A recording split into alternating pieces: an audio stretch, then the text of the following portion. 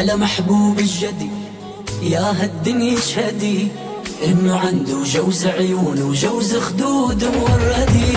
على محبوب الجدي يا هالدنيا اشهدي انه عنده جوز عيون وجوز خدود موردي.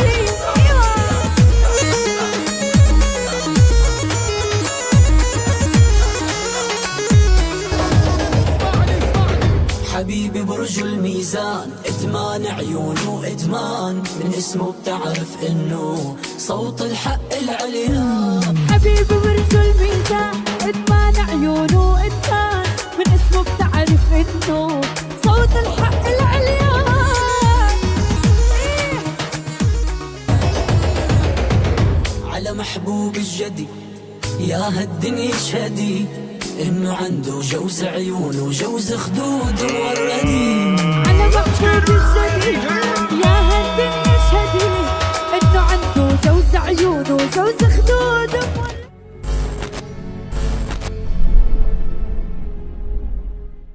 I don't understand. Can it refer to like when he comes back and then will die? No. Or Because it says Jesus died when he was 33 years old.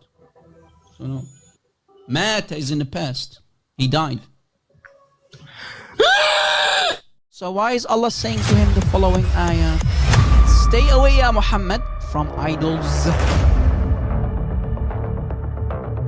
You're supposed to be a follower of Jesus, and you're using words like that. Well, And it's you not my expect people to words. believe it's sincere. It's not my words. It's the words of Allah. Are you embarrassed of Allah?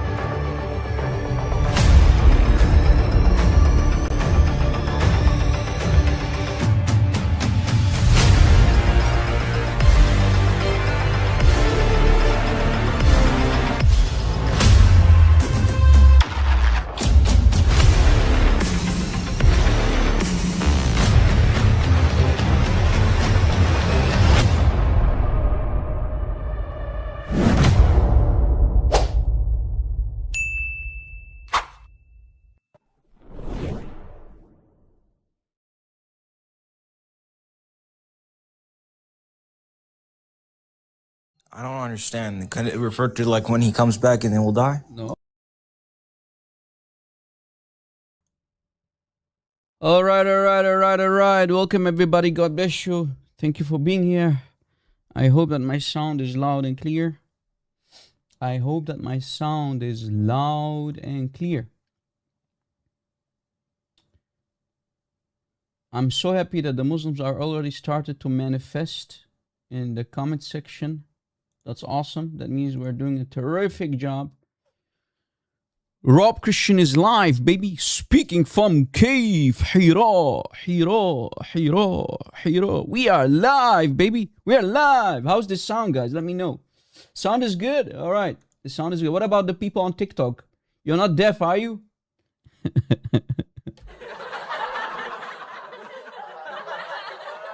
Do you hear the words that are coming out of my mouth? You can, right? Okay, give me a one, please. What about our brother Reverson on Discord? Can you hear me, brother? I can hear you. What's up? Salam wa ni'ma. It's good.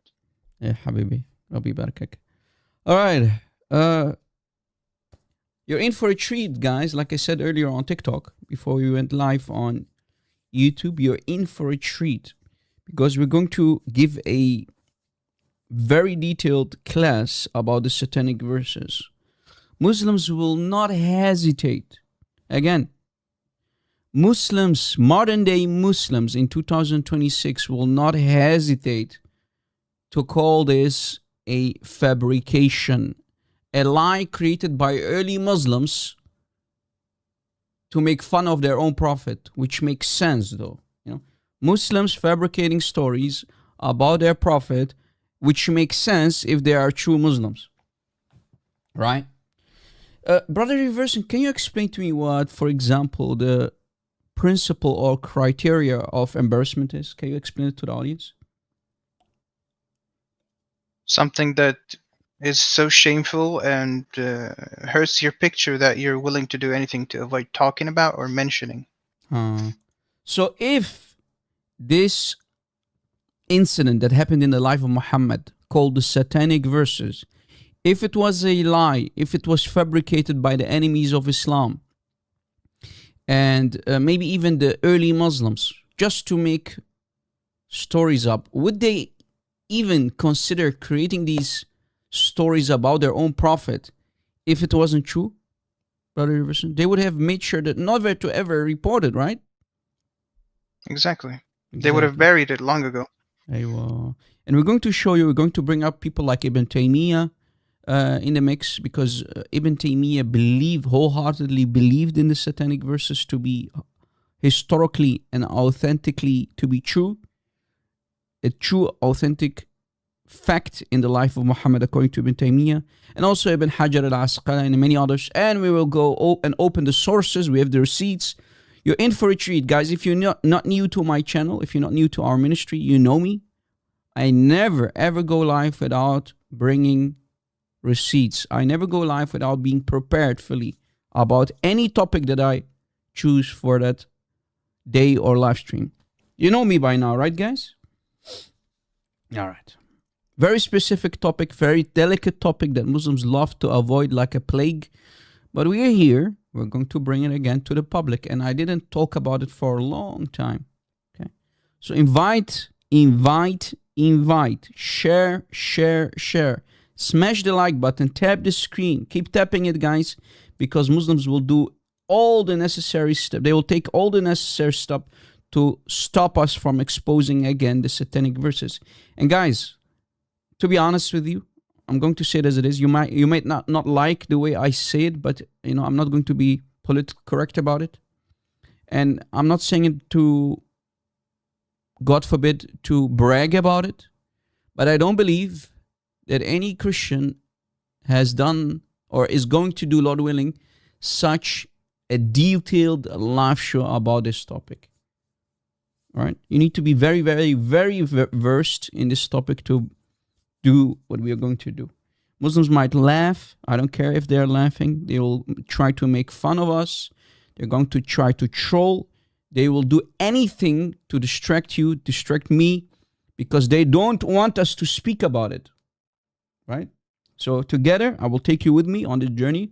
And we're going to take deep dives like Yasir Qadi. When you do a deep dive, I'm a scuba diver. When you do a deep...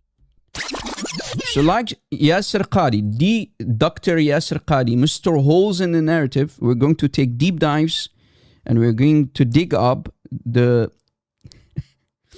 disasters that we can find about Muhammad regarding this incident. All right. A shout out, a shout out to Brother Sam Shamoun. Yes, you heard it correctly. Brother Sam Shamoun. A shout out. Why? Rob Christian, why? A shout out to Brother Sam Shamoun. Because Sam Shamoun, 5 days ago, Brother Sam Shamoun 5 days ago, he said that Rob Christian is the best Christian apologist who exposes Islam, who is not an ex-Muslim. So he's born in a Christian family. And he mentioned also Ahmed ex-Muslim, and he mentioned Sister DOC. Remember, these are ex-Muslims, but the best one, he said, is Rob Christian. And he even, I don't like it. I don't like to be put on any pedestal, to be honest with you. But he said that I'm even, according to him, according to Sam, I'm even better than CP. That's what he said. I mean, he said it on his live show 5 days ago, literally, guys. But, please, guys, I love all the brothers. I love all of our brothers.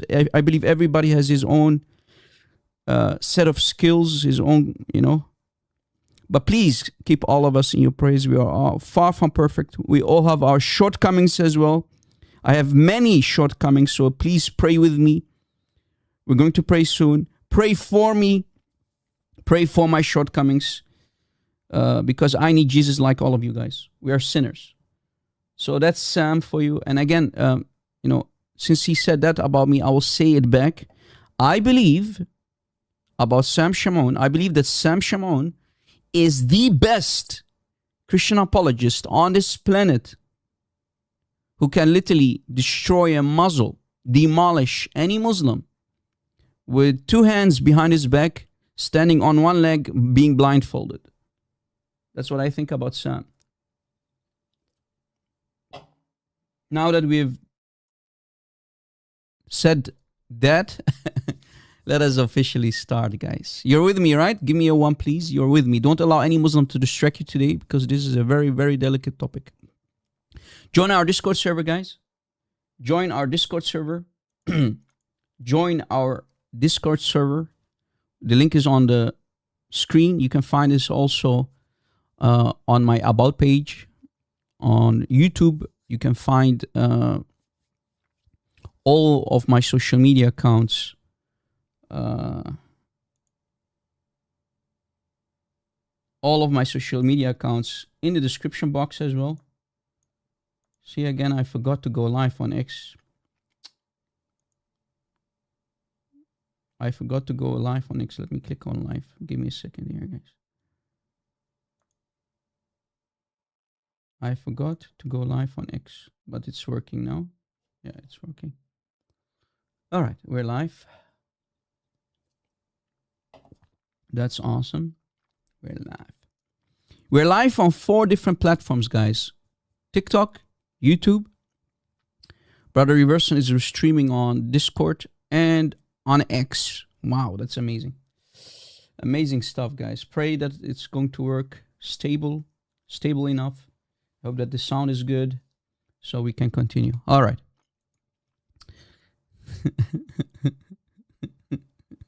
Brother Reverson, can you tell the audience who these creatures are on the screen? Who is this guy, this fellow here, the Al-Abyad fellow here, this guy here? Who is he?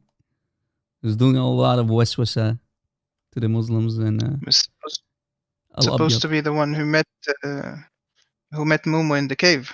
Uh-huh. That's the Al-Abyad guy, huh? The white one. The white one. Guys, I want to see in the chat all of you writing the white one, Al-Abyad. That's the guy who came in the shape of Jibreel, to reveal to him the satanic verses on his tongue. Okay? That's the guy. The white one, Al-Abyad, the white one, aka King of Monday, the demon who's associated with the day of the week, Monday. The white king, Al-Abyad, the white one. That's him right there. So, we're going to mention him. We're going to explain what he did, why he's connected to the satanic verses and whatnot. But before we actually going to do that, let's pray first. I want to pray first, guys. Pray. Brother Reverson, it's your turn. Come on, baby. It's your turn now to pray. Is it? Yeah. I wasn't counting. You don't want to do it? I can if you don't want. I mean, come on. I can't put the sword of Muhammad on your neck. Okay. You want to do it? Yeah, we'll pray. All right. Let's pray, guys. Father in heaven, we praise you and we glorify you, Lord. We come to you today asking humbly for you to bless our life. Please, Lord, open our eyes and guard our mind and hearts from all the evil we are about to unravel about Islam. Please, Lord, guard our faith, guard our hearts from any wickedness because of reading such sources.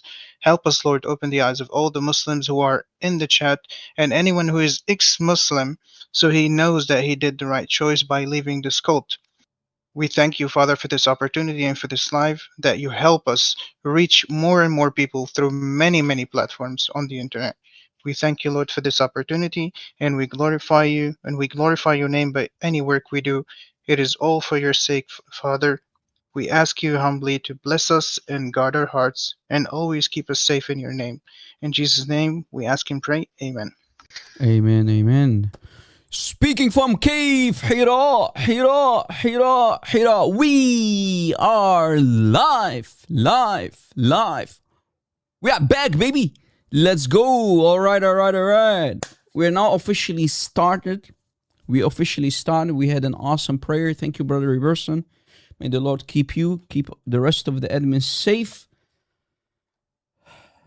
Pray for our admins. Pray for all the persecuted Christians on this planet, guys. Thank you, Brother Reverson. He's working already on the timestamps. He's going to read the Arabic. He's going to, assist me like the rest of the admins who are working hard in the background, taking care of the chat. Keep them in your prayers. Sister Lubyanka, Sister Juliet Abraham is with us. How are you, dear sister? Let everybody know that we're live, guys. Please let everybody know that we're live. Make sure to subscribe and follow us on patreon.com/RobChristian to receive emails when we go live, guys. You can become a free member right now. What's up, Abla? How are you? Elisa, all of you people on TikTok as well. Hey, Texo, what's up? What's poppin', bro? All of you, Burgundy, what's up, Burgundy? Mr. Burgundy, what's up? Crazy Lady is with us on TikTok. Victor is here. On Top is here. The rest of the brothers and sisters, welcome, including the Muslims. We love you, Muslims. Please listen to what we have to say, because your imams would not dare to bring up this topic. Your imams would not dare to talk about this topic the way we going to bring it. And they will hide the necessary details about this topic. So you're in for a treat as well, Muslims. You're in for a treat as well, because you'll see that we are not going to lie like the imams. We're going to open the books and we'll show you what the books say. Okay? You can say whatever you like. You can make fun. But in the end, these are your books that we are going to read from. And you're going to see how the satanic verses are fully explained today. And what the early Muslims like Ibn Taymiyyah said about it, and Ibn Hajar al-Asqalani. And we're going to open the books and the sources too. All right. Let's talk about the Al-Abyad, the white one here on the right. Al-Abyad. This creature, this demonic creature, this entity, this evil guy who's doing a lot of waswasa. What is waswasa, Brother Reverson? Waswasa? Speaking in, how do you say it?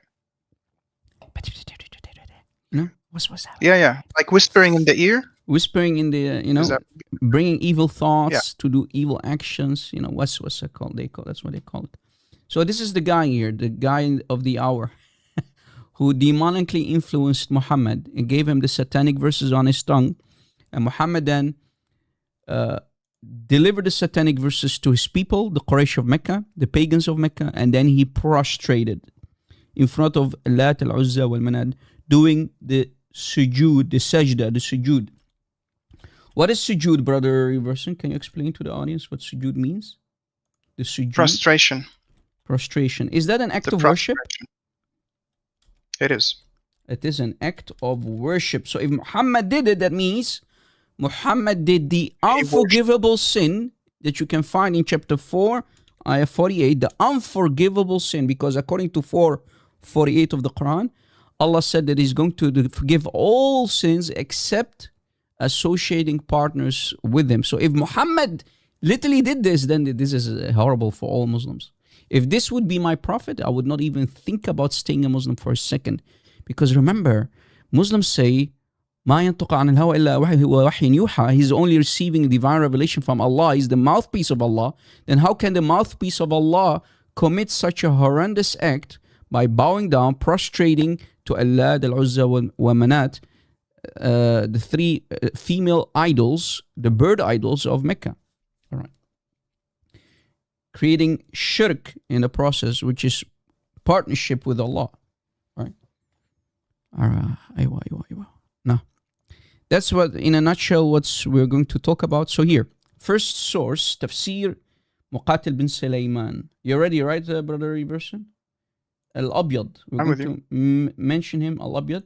Let me give the people the link so they can, download these books for free. You see, we immediately take deep dives in the books, Books, guys. Without books, well, what's the point of free, doing a topic about this? So, pages 602, all the way up, 602. That's the page number. By the way, I reinstalled the app, so let's hope that it's not going to crash anymore. The newer version, Brother Reverson, that you gave me. So, let's see if it's going to work. All right. We start reading from here, and of course, I'll provide the English translation as well, don't worry. فقال الشيطان.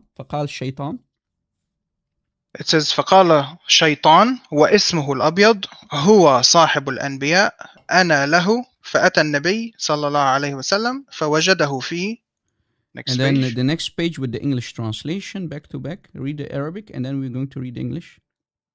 Next page, 603. فوجده في Yeah. فوجده في بيت الصفا فلما انصرف قام الأبيض في صورة جبريل ليوحي إليه فنزل جبريل عليه السلام فقام بينه وبين النبي فدفعه جبريل بيده دفعة هينة فوقع من مكة بأقصى الهند من فرقه. Translation: Satan, his name is Al-Abyad, i.e. the white one. He is the companion of the prophets. Ooh. So he came to the prophet and found him in the house of Safa. And when he turned away, Al-Abyad stood in the image of Jibreel. He revealed to him, i.e. the satanic inspiration. Then Jibreel stood between him and the prophet. Then Jibreel pushed him with his hand with a slight push, so he fell from Mecca to the farthest part of India. Ooh, كلام خطير هذا يا Reversion. This is devastating. So Satan used to often visit the prophets, not only Muhammad, but he was a companion of all the prophets of Allah. I mean, what's the job of Allah? Where is Allah to protect his prophets? So Abraham had a Satan. His name was Al-Abyad. The same Al-Abyad Satan came to Sulaiman alayhi salam. He came to Musa alayhi salam. Brother, peace be upon him, brother. What's the job of Allah if he's not protecting his prophets? But anyway, makes sense that Allah is not a protector, yet he said that he's going to protect his prophets and they are ma'sumin and whatnot. Ma'sumun. Yeah, right? But look, brother, if I would be an Indian, I would migrate it immediately to Mecca or something, because if you're an Indian from India, know that this Al-Abyad is, in India. Maybe he's your neighbor, brother. May the real Jibreel stand up and push Al-Abyad away, far away to the farthest part of India. Why India? I don't know, Manidri. Maybe Muhammad thought that would be the end of the flat earth. Does that make sense, brother Reversion? Because Muhammad thought that the earth is flat, and the farthest part of India, according to his logic, that's the farthest place. That means if you push him far enough, he will reach the most farthest country, which would be India. I mean, the first generation of Muslims knew nothing about sailing. Those people live in a desert, let alone see a sea or water.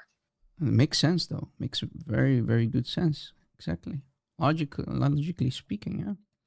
So, to give you an idea who this Al-Abyad is, and again, this is Tafsir Muqatil, Volume 4, pages 602 and 603. Here is the link, one more time, of the book. Collect it, download it with my English translation on the screen. All right, let's continue. To give you an idea who this demon is, how he used to look like, how he used to come in the shape of Jibreel. Baby steps, guys. And we're not immediately going to go to the most difficult matter, the delicate stuff. Now, regarding the satanic verses, what has actually happened? When Muhammad was in Mecca, remember, Muhammad became a prophet, supposedly a prophet, at the age of 40. That happened in the year 610 AD. And he stayed in Mecca until 622 AD. Then he migrated from Mecca to Medina. So for 12 years at least, Muhammad was weak. He had to convince his tribe, his own people, the pagans. I came with a message, Allah, Tawheed, brother, unification, brother, Allah, brother, Allah, I'm receiving wahi. There's a guy called Al-Abyad, Jibreel in the cave. He squeezed me, he forced me to read, اقرأ اقرأ ما أنا بقاري قاري squeeze squeeze, you get the idea. And then I'm receiving wahi, brother, revelation from Allah, and come follow my new religion, Islam. Leave your pagans, stop worshipping these pagans, worship Allah. And then he does the tawheed, and you get the idea. Later he breaks all the idols and takes the names and he gives them to Allah. You get the idea. Okay. So in a nutshell, so what happens is, guys, when he was in Mecca, he started to receive chapter 53 on the screen. Momo in Mecca starts to get from supposedly Jibreel chapter 53 on the screen. So he starts to read. So guys, I want you to take notes. What happens about the satanic, what truly happened, okay? What truly happened regarding the satanic verses. I'm explaining step by step how it went. So Muhammad is reading chapter 53 and he's reciting it to his companions, and the Quraysh are there listening and whatnot. So he's reciting ayah 1, 2, 3 all the way down to ayah number 19 and 20. And he says, أَفَرَأَيْتُمَ اللَّاتَ وَالْعُزَّى وَمَنَاةَ الثَّالِثَةُ الْأُخْرَى. Have you considered Lat, Al-Lat, and Al-Uzza, wa Manat, the three bird idols, the cranes, the bird idols of Mecca, the pagan female goddesses, the female idols? The third one.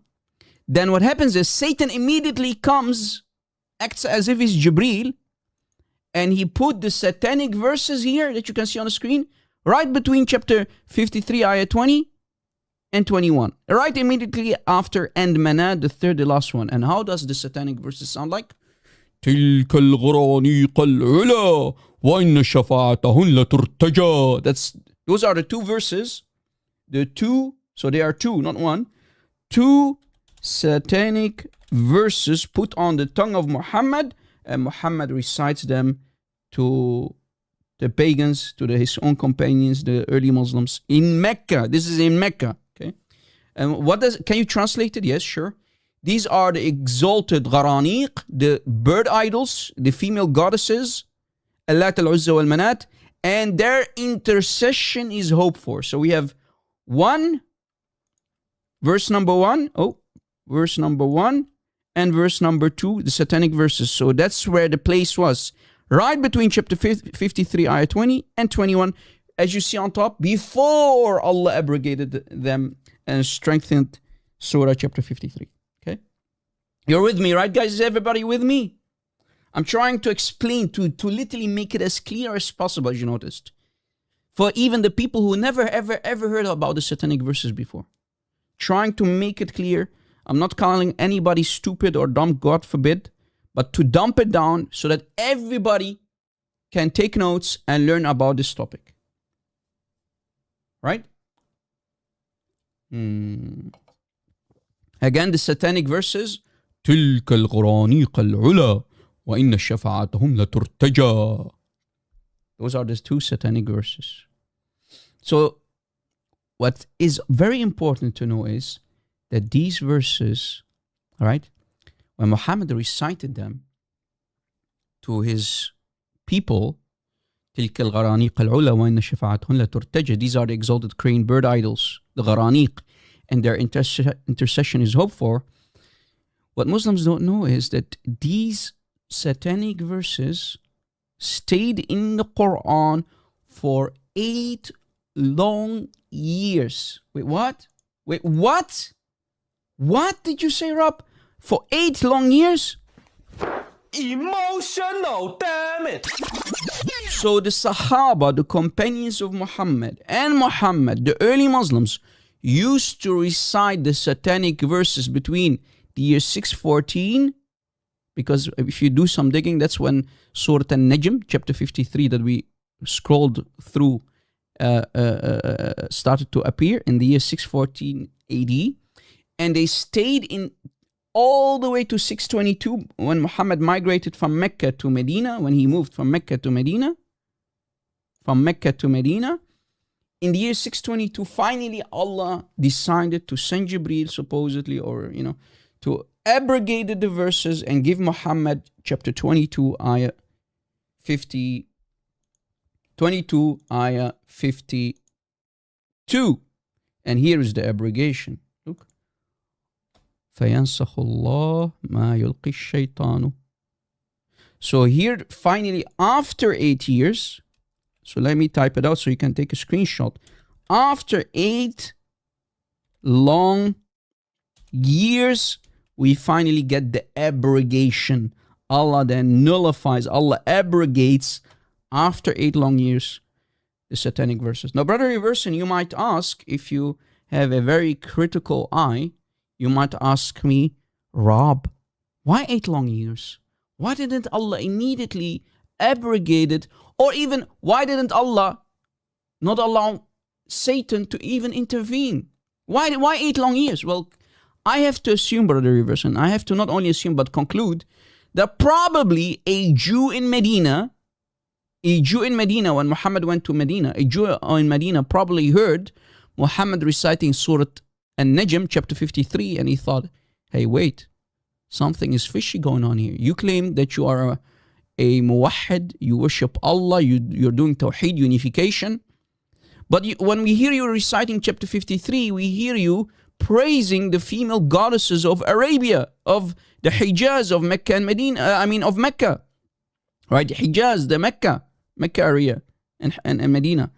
So you are reciting about the female goddesses and you're praising them. You're saying to us, تلك الغرانيق العلا وإن شفاعتهن لترتجى. These are the exalted bird idols and their intercession is hoped for. Doesn't make sense. On the other hand, you claim that you're worshipping only one God, Allah, but we hear you reciting the satanic verses. So Muhammad then claims that Satan, delivered those verses for me, and now Allah just popped out of nowhere and he gave me chapter 22, 52, and he abrogates, he nullifies whatever Satan interjects in the Quran. And then Allah strengthens his Quran, right? His ayat, right? وما أرسلنا من قبلك من رسول ولا نبي إلا إذا تمنى ألقى الشيطان في أمنيته فينسخ الله ما يلقي الشيطان إلى آخر الآية, to the rest of the ayah, as you see on the screen. So 8 long years. You're taking notes, right, guys? This is very important. Muslims leave it out. Muslims leave this out. This is why I created this illustration for you. Take a screenshot, please. Or clip this. Do what you got to do, guys. Clip this. Download this. Yes, Timothy, exactly. Maybe it happened, from the bottom up. Allahu A'lam. So for 8 long years. Those are long years, Brother Reverson, man. You want to add something on top of what he just explained? Imagine spending 8 years prostrating and asking for the intercession of 3 high cranes instead of Allah. Yes. And then Allah is just sitting there waiting. No warning, no nothing. Like, could it be that the journey for Jibril took him 8 years to go down? Maybe, Jibril needed some time, brother. We don't know. Imagine. Why Gharaniq? Because they believed. This is also a very important question, Brother Reverse. And some people might ask, why crane bird idols? Because these were bird idol goddesses. The comment, brother. Yeah, sorry for that. So basically, what is happening is the pagans of Mecca, they had intercessors in the shape of bird idols, female bird idols. So when they believed that when they prayed to Allah, these bird idols will intercede on behalf of the pagans. They could basically fly and deliver. That's what they believed about these bird idols, that they could deliver the prayers of the pagans all the way to the supreme one idol, Allah. That's why cranes, big birds, cranes. You're with me, right? Makes sense. Exactly. Yeah. Makes sense. Everybody's with me, right, guys? This is why I keep telling you, this is very detailed stuff. So take your time, take notes. Very important stuff that we're teaching here. And no Muslim da'i, no imam would dare to bring this up because they know the consequences. This will put a lot of doubts in the hearts of Muslims. So that's why it's so important, guys, to download my videos, take notes, Take screenshots. Clip. You know what you got to do. All of my stuff is yours, but if it's not too much asked, always include my credentials so that people can go back and find the source, and that our community can grow, our ministry can grow. All right. Let's continue. So for 8 long years, don't forget, between 614 and 622, the satanic verses stayed in the Quran. In the Quran, the Muslims were reciting them in chapter 53 between ayah 20 and 21. So that's how the Quran came down. Have you considered Allat, Al-Uzza, Wal-Manat? The third one, the last. And then 21. Between 20 and 21, the satanic verses were تِلْكَ الْغَرَانِيقَ الْعُلَى وَإِنَّ شَفَاعَتَهُنْ لَتُرْتَجَى. These are the exalted bird idols, the Gharaniq, and their intercession is hoped for. Just like as you see here on the screen, right? So literally between 53 ayah 20 and 21, right in the middle there. And then Allah then supposedly abrogated the 2 verses. So there were 2 verses. Did you catch it? That's how the abrogation after 8 years exactly worked. And like I said, the abrogation is in chapter 20 to 52. Even if you put all the sources aside, if you just know what is going on, literally chapter 20 to 52 on itself explains that Satan literally forced satanic revelation on the tongue of Muhammad. And then after the damage, Allah then decides to wake up and abrogate what Satan did on the tongue of Muhammad. Corrupting the Quran, literally, guys. The speech of Allah on the tongue of Muhammad. Now we're going to go even deeper. Now we're going to go deep inside the matter, inside the receipts and whatnot. And what the early Muslims, what the early scholars said and what they believed about the satanic verses. This is Ibn Kathir's teacher on the screen, guys. This is the teacher of Imam al-Dhahabi. This is the teacher of Ibn Qayyim al-Jawziyah. That's Shaykh al-Islam. Shaykh al-Islam Ibn Taymiyyah al-Harrani, short for Ibn Taymiyyah. He said, and I quote, early Muslims, the Salaf, the early Muslims, those are the Salaf. Okay, when you hear the word Salaf, don't confuse them with Salafis. Salaf, as Salaf, are the first three generation of Muslims, meaning the early Muslims. Right? The Salaf, the first 3 generation of Muslims. They believed in the satanic verses to be a historical fact in the life of Muhammad. Who said that? Not Rob Christian. Ibn Taymiyyah said that. If you want to call me Ibn Taymiyyah, okay. But that's not me. That's Ibn Taymiyyah, Shaykh al-Islam, the teacher of Ibn Kathir. The Ibn Kathir, the Mufassir and the historian. That's his teacher. That's Shaykh al-Islam, basically the daddy of all the Shmerarist, Salafi and Wahhabi boys. Right? Exactly, Abla. Good one. Exactly. Just as she said. The Salaf are the first 3 generation of early Muslims. Not today's pseudo Salafi, Wahhabi Muslims. Okay? All right. Here is his book. The book of who? Ibn Taymiyyah. So we're going to open it together and read from it. So let me give you the link first. You're ready, right, Brother Reverson? I'm with you. You're with me. Beautiful. I'm so happy to have such an amazing admin team, guys. A squad of admins, guys. Oh, man, what a luxury.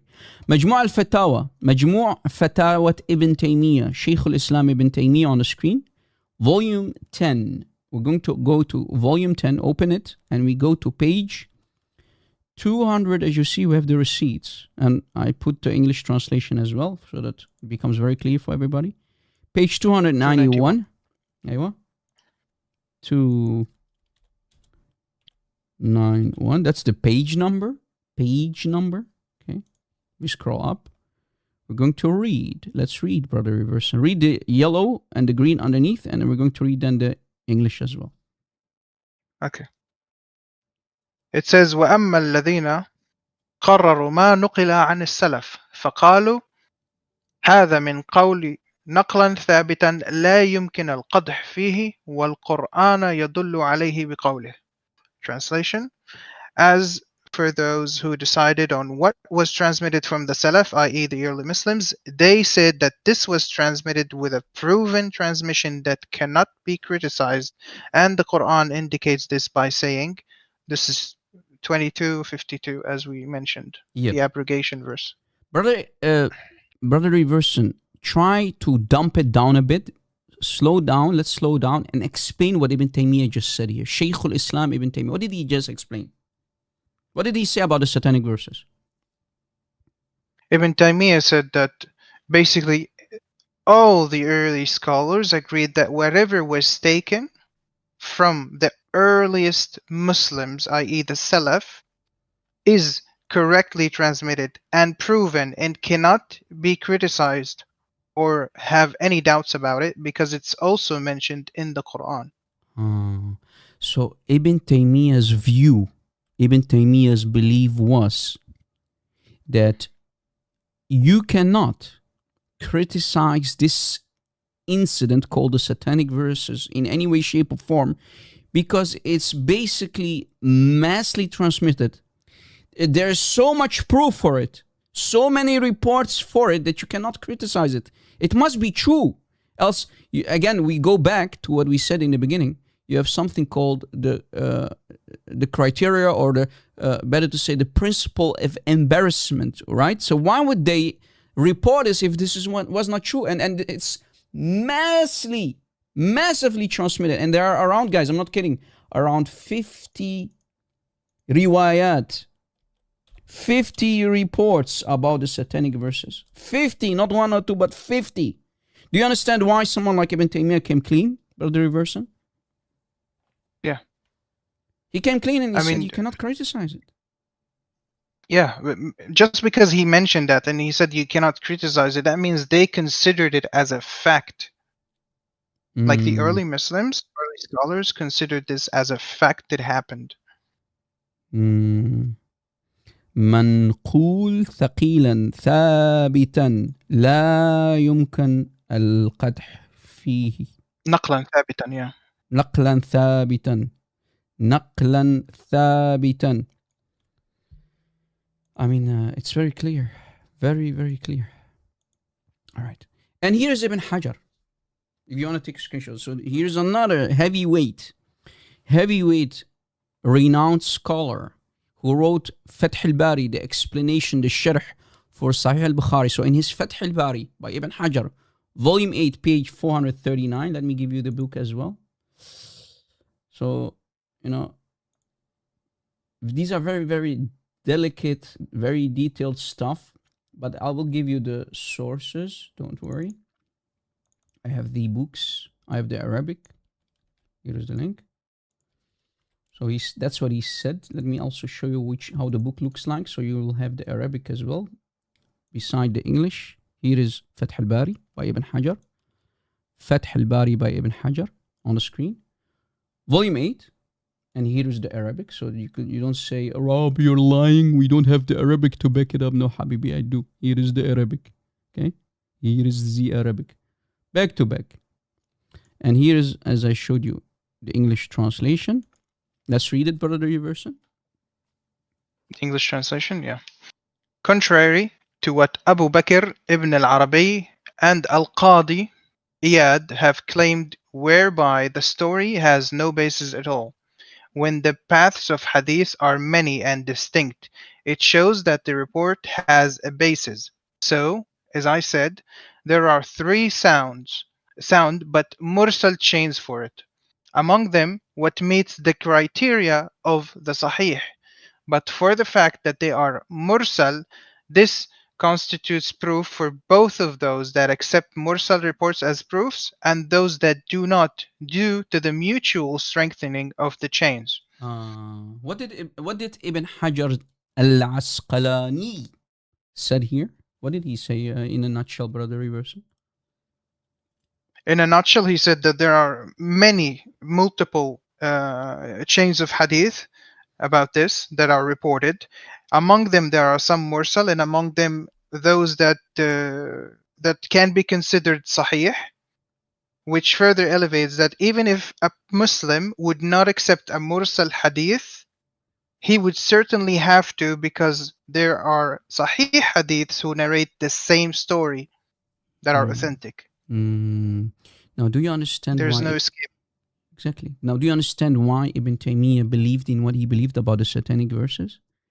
And why he said you cannot disprove it. There are simply too many reports to, just deny it or put, to make yourself blindfolded or forget about it. Simply too many proven transmissions that cannot be criticized, right? And Ibn Taymiyyah also continued. I forgot to continue scrolling on the same page. Let's read this as well, brother, if you don't mind, of Ibn Taymiyyah. Ibn Taymiyyah's Majmu' al-Fatawa. It's here. Yeah, it says here فقالوا الآثار في تفسير هذه الآية معروفة ثابتة في كتب التفسير والحديث والقرآن يوافق ذلك فإن نسخ الله لما يلقي الشيطان وإحكامه آياته. Translation, and they said, this is al-athar in the tafsir of these ayat are well known and proven in the tafsir, the hadith, and in the Quran. And it agrees with the fact that Allah abrogated what Satan adds on his tongue and the Quran, this means Muhammad, and strengthens his ayat of the Quran. So, in other words, guys, again, he doubles it down. Ibn Taymiyyah doubles it down, and he says this is well known. The satanic verses incident, the reports are well known, and they are proven in the tafsir, the hadith, and in the Quran. We cannot reject them. So it must be an authentic fact, an authentic incident in the life of Muhammad. It truly happened. But what he says is basically in the last part is that yes, it happened, but Allah abrogates it, so we are good to go. But hold on, ya Ibn Taymiyyah. If Muhammad was truly a prophet and there was something called Allah, Allah would have never allowed that to happen because, for example, if you go back to the Quran in chapter 15, right? If we go back to chapter 15, look what happens, Brother Everson. Ibn Taymiyyah, like any typical Muslim, forgets a very important detail. Why? Look at this, the detail, guys. Read it, Brother Everson, if you do us a favor. Read what is on the screen in chapter 15:42. It says, إن عبادي ليس لك عليهم سلطان إلا من اتبعك من الغاوين. This indeed, as for my servants, you do not have any authority over them except of the perverse who follow you. This is addressing Satan, right? Yes, so Allah talks to Satan. So Allah says to Satan, let me put it on top. Allah and Satan are having a discussion. Allah said to Satan, to shaytaan, indeed, you shaytaan, as for my servant, you do not have any authority over them. You don't have authority over Muhammad. You don't have authority over my servants, except the ones who are fit to follow you, who are evil enough to follow you. So Ibn Taymiyyah, like any typical Muslim, forgot this important detail in the Quran in chapter 15:42. So only Satan can have authority over only the evil and bad people who are fit to be controlled by Satan, to become his followers, to become satanic followers of Muhammad, of Satan, right? So, in simple words, those who willingly follow Satan. And ayah 43 comes the boom. وَإِنَّ جَهَنَّمَ لَمَوْعِدُهُمْ أَجْمَعِينَ. And indeed, hell is the place for them all, like exactly. The tryst of them all. Yeah. So, in other words, 1 + 1, Muhammad became the prophet of Satan. Satan had authority over Muhammad for at least 12 years. For at least 12. Don't forget about the black magic spell as well for 6 months. So 12 years plus 6 months. That's 12 and a half years. 12 and a half years in total. And last but not least, it says that Muhammad is then in hell. Wow. And there are places in hell. So if we have to go by the logic of Allah in the Quran, that means Muhammad must be in hell, right, brother Reverson? Remember, the unforgivable sin in Islam in chapter 448 is associating partners with Allah. Do you see what the Muslims keep forgetting? Ibn Taymiyyah is like any typical Muslim. He keeps forgetting his own Quran and how damaging then it is. But brother, Allah abrogated the Quran, okay? Allah abrogated the speech of Satan in the Quran, okay? We're good to go. Yeah, of course, you're good to go. But you're forgetting chapter 15, 42 and 43 and chapter 4, 48, the unforgivable sin, which is shirk. Muhammad became a shirky prophet. Shirky. Zuti and shirky. Aywa. Now let me explain what a mursal chain is, guys. So dumping it down again, or to make it more clear, you might ask, what is a mursal? What is a mursal hadith? Okay, what is a mursal hadith? A mursal hadith is basically this. Mursal hadith. When you have a successor, a student of the companions of Muhammad. So Muhammad, 1, 2, a companion, sahabi, and then you have the tabi'in, at-tabi'i, singular, the follower or the student of the companion. So Muhammad, companions, and the students or the followers of the companions. What happens is when you have, for example, a mursal chain is when the successor or the tabi'i skips mentioning in the chain. We're talking about a report where you have the chain of narration. He doesn't mention who he heard from, or he doesn't include the name of that companion. And then you have basically a chain that is missing a link. It's missing a link. You don't have the name of the companion. That's what a mursal isnad is. Okay? A mursal isnad is. Is it clear for everybody, guys? So, as you see, I put a red cross so to give you an idea what it means then. That's what a mursal hadith is. You're following, right, everybody? See, guys, I'm creating this stuff, and it takes me a lot of time to create all of this for you to make it very, very clear. Because Muslims love to attack these mursal chains and say, oh, it's mursal, brother, it's mursal. But wait, you're forgetting something. So yeah, we're talking literally about the science of, so-called science of hadith. It's a joke, nothing but a joke. It's a joke for them, and so we should treat it as a joke. Look, guys, if you download the following book, and let me give you the link. If you download the following book to understand how mursal chains work. So this is literally, we're taking even a step further, brother Verson, as you noticed, and we're going to take deep dives now in the science of hadith. And science of hadith is basically the end game. So if you want to learn how, this so-called science, which is utter comedy, nothing but pure comedy. But anyway, since Muslims believe in it, let's, play along. By Dr. Shoaib Hassan, or Shoaib Hassan, whatever his name is. Shoaib, if I'm not mistaken. Shoaib Hassan, that's his name. His book is An Introduction, that's the title, An Introduction to the Science of Hadith. An introduction. Did you post the link, brother? No. It's too long, so that's why it did not drop. So forgive me, guys. I have to do this. Put it on Discord, I'll do it to you. No, it's okay. Look, I think it will fit now. Yep, now it fits. You see, when the link, including the info is tooling, it will not post the message. So it's now posted. Glory to Christ. So look, this is his book, and we're going to open the pages and explain what scholars said about mursal hadiths, mursal ahadiths from this book. First page, page 24. Page 24. We're going to go basically through all the fiqh or madhahib. Brother Reverson, can you explain what the four madhahibs are to the Christians and the Muslims who are listening, or maybe new to this? I think they're called jurisprudence, right? We're talking Islamic about Sunni the jurisprudence. Yeah. The four the madhahib. Hanafi. Mm-hmm. Yeah. What was it? Hanafi, Shafi'i, Maliki, and what was the last one? Hanbali. Hanbali. Yep, Yeah. 4. The 4. So look what it says there. Authenticity of mursal hadith. So you can literally, a mursal hadith can be also considered often to be authentic. So it's not thrown out, as you noticed.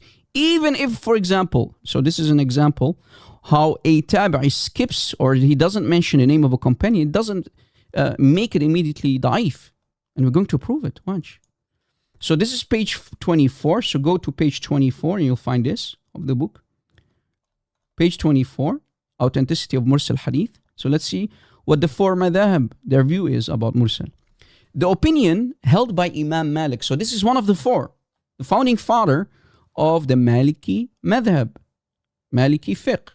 Maliki Sunni jurisprudence. Sunni school. Okay?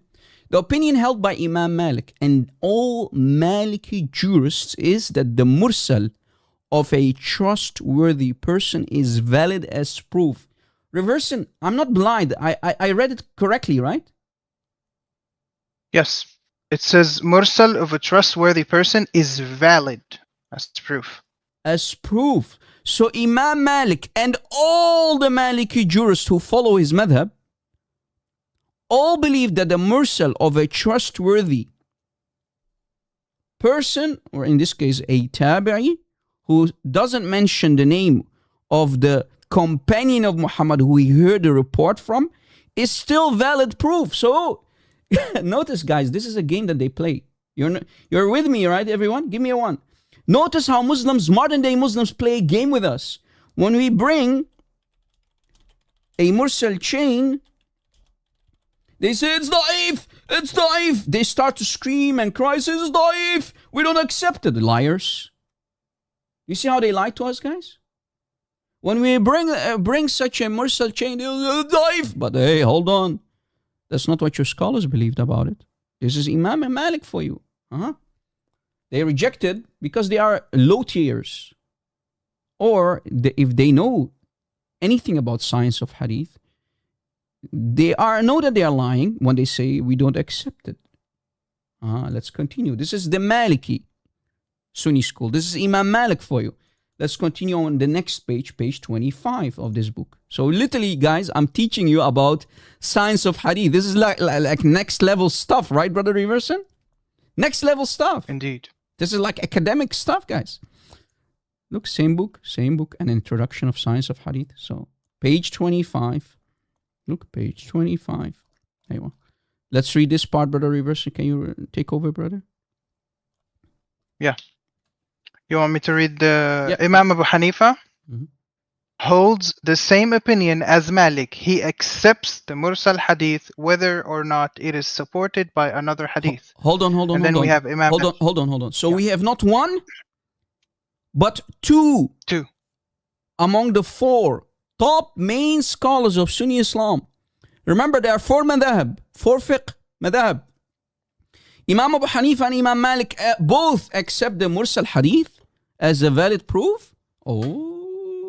Let's continue to number 3. Top scholar number 3, Imam al-Shafi'i. Continue reading, brother. Imam al-Shafi'i says, has discussed this issue in detail in his Al-Risala. He requires the following conditions to be met before accepting a mursal hadith. Hold on, brother. So, unlike Imam Abu Hanifa and Imam Malik, Imam al-Shafi'i says, for a mursal hadith to be accepted as hujjah, as proof, let me set some conditions. So here are his conditions. For one of the conditions, for example, it must be, if we go back to my illustration that I created, this tabi'i must be among the elders. So he's not a young dude who just, started drinking milk from his, or he left drinking milk from his mother's nipples. No, it must be an elder among the successors of the companions. That's one of the conditions that he said. Did you catch it? That's Imam al-Shafi'i. Yeah. And he has set multiple conditions. So I'm giving you the conditions, as you noticed. We go now to page 26. 26. Look.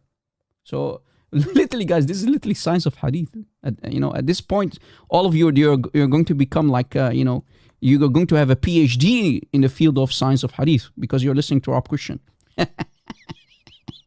Page 26. Page 26, guys. Yeah, all jokes aside.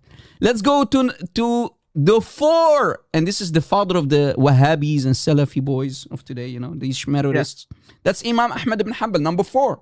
So we have 4 madhab, 4 founding fathers of the madhab. Here is Imam Ahmad ibn Hanbal. Read. Yeah, Imam Ahmad bin Hanbal said, accepts mursal and other da'if, i.e. weak hadith if nothing opposing them is found regarding a particular issue, preferring them as qiyas, analogical deduction. Stop, brother. So notice, Imam Ahmad ibn Hanbal, unlike the others, he accepts mursal and even sometimes weak reports. That's not me saying it. That's what Imam Ahmad ibn Hanbal's view was. Remember, brother Reverson, if we open the book, the collection of hadith, the most famous collection of hadith of Ahmad ibn Hanbal, called Musnad Ahmad, where we find also the hadith of Zut. Muslims love to attack it and say it's da'if. But look, Imam Ahmad ibn Hanbal didn't even use Hassan. He didn't even, so let me type it out. Ahmad ibn Hanbal did not even care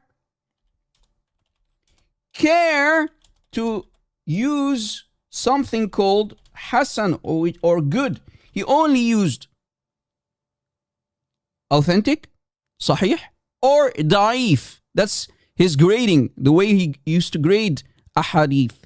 And he did not reject da'if in any way, shape, or form. He accepts both mursal and da'if reports. Did you catch it? So Imam Ahmad ibn Hanbal takes it even a step further than the rest. He says, we take even a da'if. And this Dr. Shuaib, who created this book, he explains further. By da'if, here is meant a hadith which are not severely weak. So, the ones that are only graded as weak, they are fully accepted as long they are not batil, munkar, rejected, or mawdu', fabricated. So his condition is, even if it's da'if, as long it's not batil or munkar or mawdu', we take it as hujjah, as proof. And you see, guys, as I said earlier, he only used the grading system of sahih and da'if. He did not even have Hassan. He did not even introduce Hassan in the game. You see how Ahmad ibn Hanbal basically accept both sahih and da'if as long they are not fabricated or rejected reports. You're with me, right, guys? So when Muslims, layman Muslims, I love to call them wannabe Muslims, these Pakistani boys, Afghanistani boys, Muslims who pretend to be Muslims, throwing da'if reports under the bus. Even the chain of narration that is authentic, they throw it under the bus. It's a game for them. But among themselves, they know they cannot reject it. This is why I say Islam became a joke in the hands of modern day Muslims. Because the view of the early Muslims was way different about the authentication, accepting, not accepting, way different than today's mindset of Muslims. Right? DJ Pepper, can you leave such language aside, brother? Come on, bro. Please, brother. Please. And please, brother. No need for such language, okay? Step it down and take it down a notch, brother. Please. You see, you're distracting me when I read such stuff. And I'm still not done. This is important stuff. Yes, and like I said, as you see, guys, they literally pick and choose. It's a game. Da'if, sahih, hasan. It's a game for them. They are not even, they don't even care anymore at this point. You can't, if you follow the Hanbali madhab, you can't throw even da'if hadiths under the bus. You have to accept them. Yes, brother? Is it okay if we say that the newer the longer Islam lives on, the narrower the sources of Islam became? People started rejecting most of what was actually accepted in the early stages of Islam, right? Exactly. It's like a funnel. Yeah. So, and every scholar, a scholar for a dollar. That's why we love to call it. Every scholar has his own view. Every scholar has his own grading system, as you noticed. Scholar for a dollar. I like Ahmed ibn Hanbal, I will follow him. I like Imam Shafi'i, I will follow him. I like Imam Abu Hanifa, I will follow him. Scholar for a dollar, brother. I like Imam Malik's view, I will follow his madhab. Choose what you like. 10% off. Today, 10% off. So if you are a Salafi, you are a Wahhabi, you follow the Hanbali Athari creed, the Hanbali madhab, the Athari creed. For example, I'm giving you an example. You cannot reject Da'if reports. You can only reject if these reports are batil, munkar, or mawdu'. What is batil, brother Everson, for the audience? Absolutely not accepted. Batil is just very weak. ضعيف جدا. That's what they graded as. ضعيف جدا. Very weak. That's what batil is. Munkar, rejected. Munkar means rejected. If you can type it out for the audience so they can take notes, brother. So batil is very weak. Munkar, rejected. Mawdu', fabricated. Did you catch it? Mawdu' is fabricated. It's a fabricated report, literally created out of thin air. Munkar is rejected report. So, for example, if you see Hafs in the chain, it becomes automatically munkar. So, Hafs, Hafs, the main narrator of the Quran, if his name would be in the chain here, you should have immediately rejected. Munkar. It becomes munkar. Because Hafs is very rejected. And Mawdu' is simply completely fabricated report. Okay? So, but if it's weak, it's fully accepted. No issue with it. But Muslims lie to us. Today's Muslim brother even reject Hassan, which is higher than weak. Oh, Hassan, right? The scholars said Hassan is equal to Sahih. So I said, guys, they even reject Hassan. Yeah. So like I said, don't allow any Muslim, even if you bring Da'if reports. I myself have an arsenal of enough authentic reports that I even don't care. I don't even care about playing the game with them anymore. So I go straight to the Sahih reports. But even if they are Da'if, they know, deep in their hearts, they know they cannot reject it. But it's a game. It's a way of winning an argument over a Christian. Because imagine if you get humbled by a Christian and muzzled by a Christian during a debate. If he brings us up Da'if reports that you actually have to accept. But I have to win the argument anyway. It's all about winning an argument for them. They don't care about the truth at this point, as you noticed. Let's continue. To give you an idea of a mursal chain that is fully accepted according, for example, Ahmed ibn Hanbal and Imam Malik. Remember, Imam Malik said mursal of a trustworthy person is valid. So they give you ideas, examples. You're with me, right, guys? Examples from now on. An example of a mursal chain that is fully accepted, no issue with it. So don't allow any Muslim to trick you about the satanic verses if you bring a mursal chain of narration. Did you catch it? So it's a game, guys. For them, it's a game. Here is the link. What I'm about to give you. For example, الدر المنثور by the Imam al-Suyuti. So I'm giving you examples by جلال الدين السيوطي. المتوفى عام 911 in his famous تفسير called الدر المنثور في التفسير بالمأثور by Imam al-Suyuti. Page 527, for example. I can go to the previous pages as well, but I'm giving you only examples for now. I'm not even going to the fully authentic reports yet, because I have fully authentic reports too. I got you, everyone. This is why I keep telling you, fasten your seatbelts, don't go anywhere, invite more people, tap the screen, smash that like button. Keep smashing the like button if you didn't already. Subscribe, follow me on all of my accounts. Tap, tap, tap. Don't forget about tapping, guys, and taking notes and clipping it. You get the idea. Page 527. For example, guys, here is an example on page 527 about the satanic verses. Here are the satanic verses mentioned. right?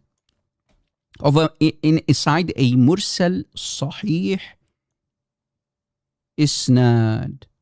The chain of narration is mursal, notice, mursal sahih in chain. Mursal sahih in chain. This is an example. If you are a Hanbali, you follow the Hanbali madhab, you have to accept it. If you follow the Maliki, you have to accept it. If you follow Imam Abu Hanifa, you have to accept it. But remember, Shafi'i is among the view who set a couple of conditions. One of the conditions was it must be a successor who is among the elder of the successor. That was one of his criteria. So he was among the more difficult among the four, among the four scholars, right? Imam Shafi'i. He said more harder condition, right, for a mursal. But guess why it's mursal? Because here, this guy here, Abu Bakr bin Abd al-Rahman bin al-Harith, he did not mention here in the middle, he did not mention the name of the companion that he heard it from. So this is who? A tabi'i, a successor or student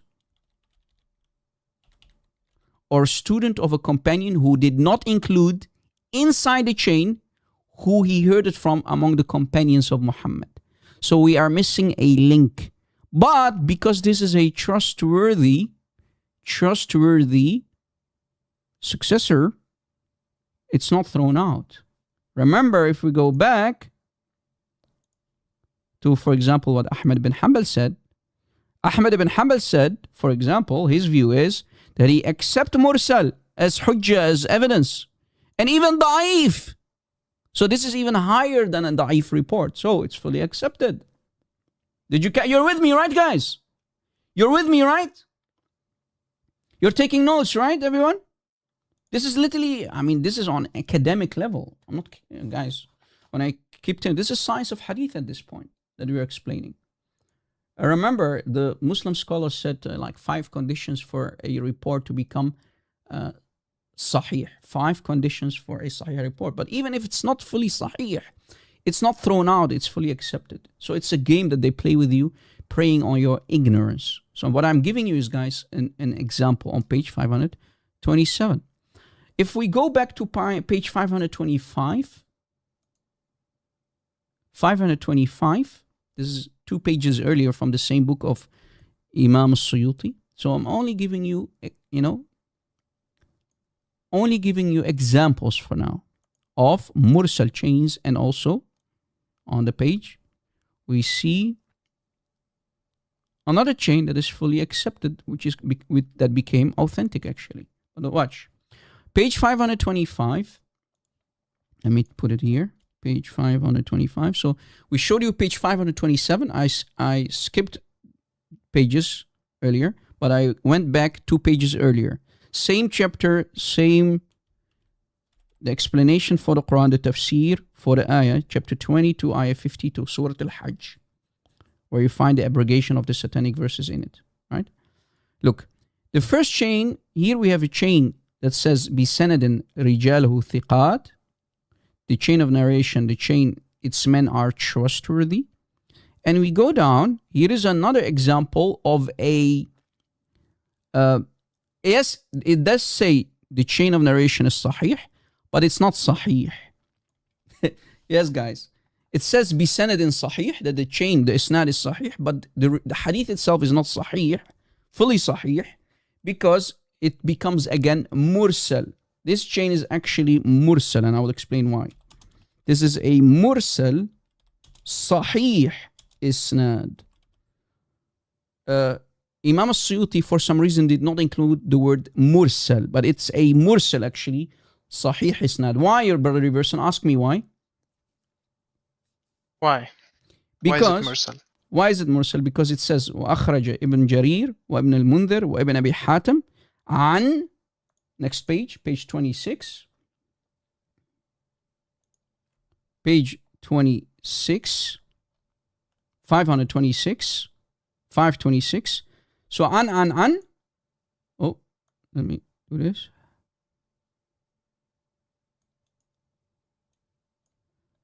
So here it was left with وابن أبي حاتم بسند صحيح عن from سعيد bin Jubair قال. So Sa'id bin Jubair also, he is a very, very trustworthy successor, Sa'id bin Jubair, but he did not mention the name of who he heard it from, who he heard the report from.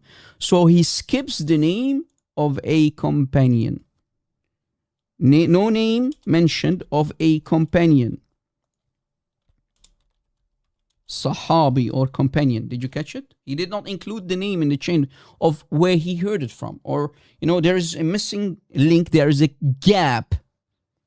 The name of a companion is not included. And I think it's missing the name of Ibn Abbas. So minus Ibn Abbas not mentioned. Did you catch it? Brother Everson, you're with me, right? I am. You're with me. Okay, so automatically it becomes mursal. But again, it's not thrown out because the chain of narration, it says sahih isnad. But it's mursal sahih isnad, just like the previous one. So if we go back, like this one, mursal sahih isnad. Just like Abu Bakr bin Abd al-Rahman bin al-Harith, he also fails to mention the name of the companion. The name of the companion, for example, Ibn Abbas, that he heard it from. But it's not thrown out. It's still accepted. Did you catch it? And I included the translation. Look about the satanic verses. Ibn Jarir, Ibn al-Mundhir, and Ibn Hatim. Ibn Abi Hatim. Is it Ibn Abi Hatim? Let me go back. Ibn Abi Hatim. Yes. Ibn Abi Hatim. I forgot Ibn Abi to include Ibn Abi. Forgive me. Ibn Abi, so let me put it there. Ibn Abi Hatim, okay, reported with a sahih isnad, but it's not sahih completely.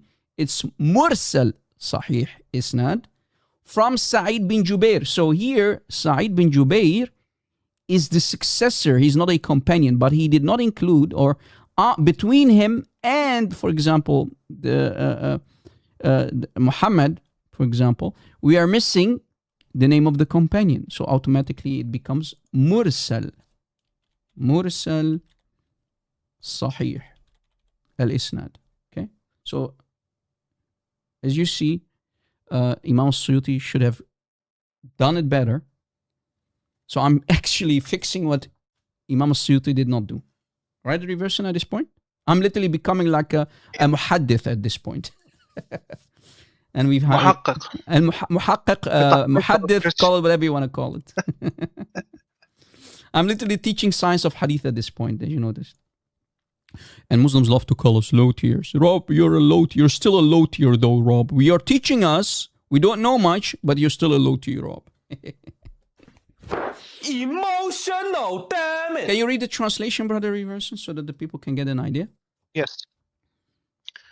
It says, the Messenger of Allah read in Mecca, Surah An-Najm, which is chapter 53. When he reached this part, have you seen Allat, Al-Uzza, and the other Manat, the third? Satan cast on his tongue. These are the three high cranes, i.e. Gharaniq, and their intercession is hoped for.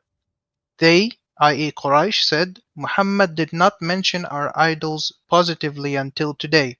Muhammad did sujood, i.e. prostration to the idols, and they said, and they prostrated with them. So Muhammad done the act of shirk, the act of worship, which is prostration to Allat, Al-Uzza wal-Manat, the high cranes, the Gharaniq, the bird idols, the female goddesses of Mecca, and he commits shirk in the process. Muslims will go crazy over this, and of course, if they love their prophet, if they are layman Muslims, they will throw it away immediately. They will say, it's life, cannot accept, my mind cannot grasp this, that Muhammad did this. But Habibi, where do you want to go? I caught you with your tail between my hands. Yes, it's mursal, but remember, if we go back to the science of hadith, Imam Ahmad ibn Hanbal, don't forget what the scholars have said. Imam Ahmad ibn Hanbal said, He accepts mursal and other even da'if reports. He doesn't reject them if nothing opposing them is found regarding a particular issue. And what he did reject was severely weak, i.e. batil, munkar, and mawdu' reports only. He accepted even weak. But this is higher than weak. This is mursal sahih. This is what? Mursal sahih, as I explained. Mursal sahih al-isnad. So it's very, very fully accepted. And again, for the people who are slow, I'm talking about the Muslims, fully accepted report. Don't throw it out. Don't act like a goofball with me, Muslims. That's not going to work with someone like me. Ha. Ha ha. Ha ha. So when Muslims play the game of da'if, sahih, it's nothing but a game. But if they did the homework, they know why people like Ibn Taymiyyah said what he said, that the satanic verses incident was a true, authentic story. That's the view of Ibn Taymiyyah, for example. And that's the view of Ibn Hajar. It's authentic. Incident. Fact. Historical incident. Call it whatever you want to call it. Right? The satanic verses is a true, historical, authentic fact that happened in the life of Muhammad. Facts, boy. It's a fact, boy. Zutted, boy. You're zutted, boy. You're finished. Wallahi, wallahi, you're finished. Ya Rasulullah. You prophet of Satan for 12 long years.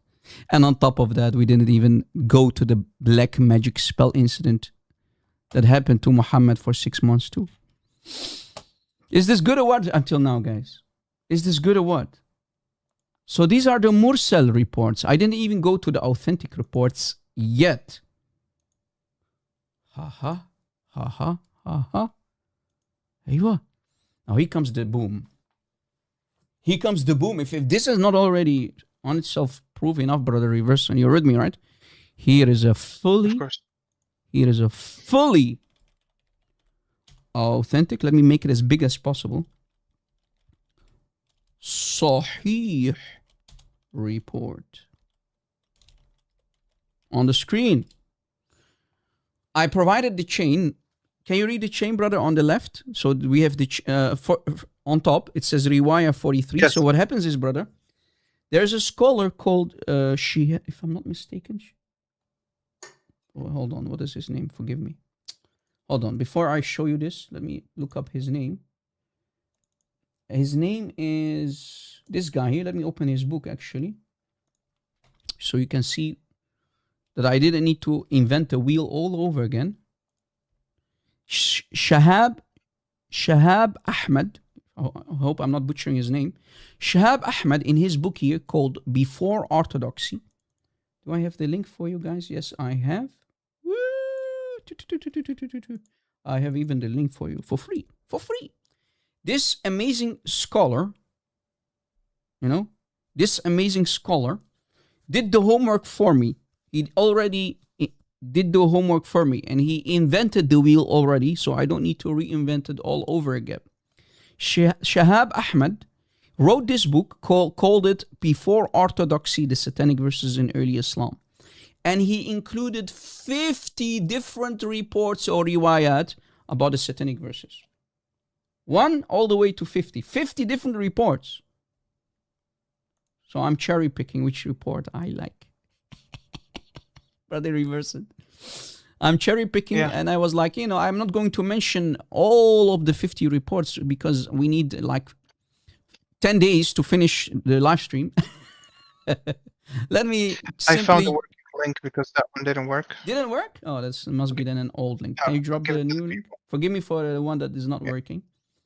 Forgive me, guys. That's a working link like there. Thank you very much, brother Reverser. That's a working link right there. Let's sometimes chains go bankrupt. They don't stop working. So we need to also now and then find new links that are working. Thank you for that, Brother Reversion. You see, guys, how awesome our admins are? Keep them in your praise, please. All right, so I chose report or riwayah 43. Riwayah or report 43. Let me make it big. Do you see it? It says 43, right, Brother Reversion? Yes. And you can find it, if I'm not mistaken, he starts to talk about it on page 217-ish. So start reading from around the page 217-ish. Okay? That's where you need to start reading from on this page. So this riwayah, this report contains a chain. The chain of narration is on the screen. And as you noticed, not only did I include here the chain of narration that is Sahih al-Isnad, fully Sahih, all the way to who? Ibn Abbas. You see here? Sa'id ibn Jubair did not fail to include the name of the companion. So automatically it becomes what? Brother Reversion? A Sahih Hadith. Not even Sahih Isnad, but Sahih Hadith. Next level. The most highest grading, right? Which is Sahih Hadith. Muslims will tell you it becomes equal like Bukhari. i.e. like Bukhari. Just for the people, brother, it starts on page 231 inside the PDF. Okay, 31. Like Thank the you. actual the page. Yeah. Beautiful. So start reading from page 231, guys. I thought it was so I'm doing it out of my head. I said 217, but actually it's more close to it. Exactly. That's where you find the riwayah being mentioned. So look, guys. Now, Brother Reversion, the chain is already on top, and you see I also put here underneath, I put the name of the narrators inside the chain. For example, Yusuf bin Hamad al-Basri. I also included Umayyah bin Khalid al-Basri. I included Shu'bah bin al-Hajjaj, Abu Bishr Ja'far bin Abi Wahshiyah, and last but not least, Sa'id bin Jubair. And then, boom, in the end, the companion himself, the Ibn Abbas, the cousin of the Prophet. So what does it make it? A connected Sahih Hadith. Connected. The highest form of grading. Connected Sahih Hadith. This is the Hadith that Muslims cry about always. I need a Sahih Hadith. So guys, do you see what the game that they play? They now, when Rob Christian comes out to play, there is no Sahih and Da'if game anymore. You know, if we even put the Mursal Hadiths that we explained that are fully accepted on the side, here we have the Sahih, the highest grading. The Sahih. You see, this, of course, for what? The satanic verses, Brother Reverse. You're with me, right, everyone? You're with me, right? You see why my live streams are so damaging and Muslims try to, avoid me like a plague, because my live streams are damaging. Academically damaging. Now, let us go to the books where we find this report in it, this chain in it. In Musnad al-Bazzar. Musnad who? Al-Bazzar. Called also Al-Bahr al-Saghar, i.e. Musnad al-Bazzar. Here is the link for the book, volume 11, where that contains, on the page where that contains this chain that you see on the screen. Fully connected Sahih Hadith, fully connected Sahih report. Look, volume 11. The link is working, right, Brother Reverson? I hope it's working. It is working, yes. Now watch this, guys. Watch this. Page 296. Page, boy. That's the page, boy. Let me tell you something. Page 296, brother. You're finished, boy. We scroll up. Report number. Also, let me give you the report number. 5096. Mushrik prophet incoming. Mushrik. Let's read, Brother Reverson. Here is the chain. The same chain that we discussed earlier, that is very, very, very, very authentic. Sahih Hadith. Yeah. The highest form of grading. Let's read. You want me to read the English? Read everything. From read, Yusuf. Yeah. Yeah. Okay, we will read the Arabic then first. No. Let's go. Read حدثنا English. يوسف It's okay. You know, here's the chain. Sorry. You do what you from got. Yusuf Do what you do. Do it anyway. Including the chain, please. حدثنا يوسف بن حماد قال عن أمية بن خالد قال عن شعبة عن أبي بشر عن سعيد بن جبير عن ابن عباس. So we have a connected chain, right?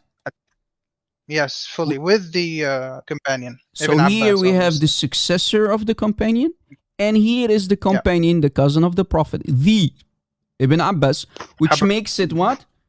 Fully connected. Fully authentic. Fully connected. No gaps. No gaps. Yeah. The line highlighted on the bottom says فجر على لسانه تلك الغرانيق العلا الشفاعة منها ترتجى. أيوة. Translation. It says from Yusuf bin Hamad, from Umayyah bin Khalid, from Shu'bah, from the Prophet was in Mecca. So he recited Surah An-Najm, which is chapter 53, till he reached, have you considered Allat, Al-Uzza, and Manat, the third one. Satan cast on his tongue,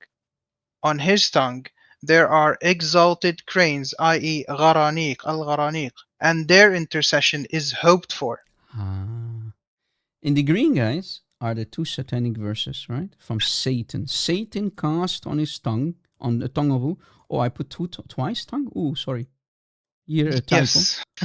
Sorry for that. I need to fix it.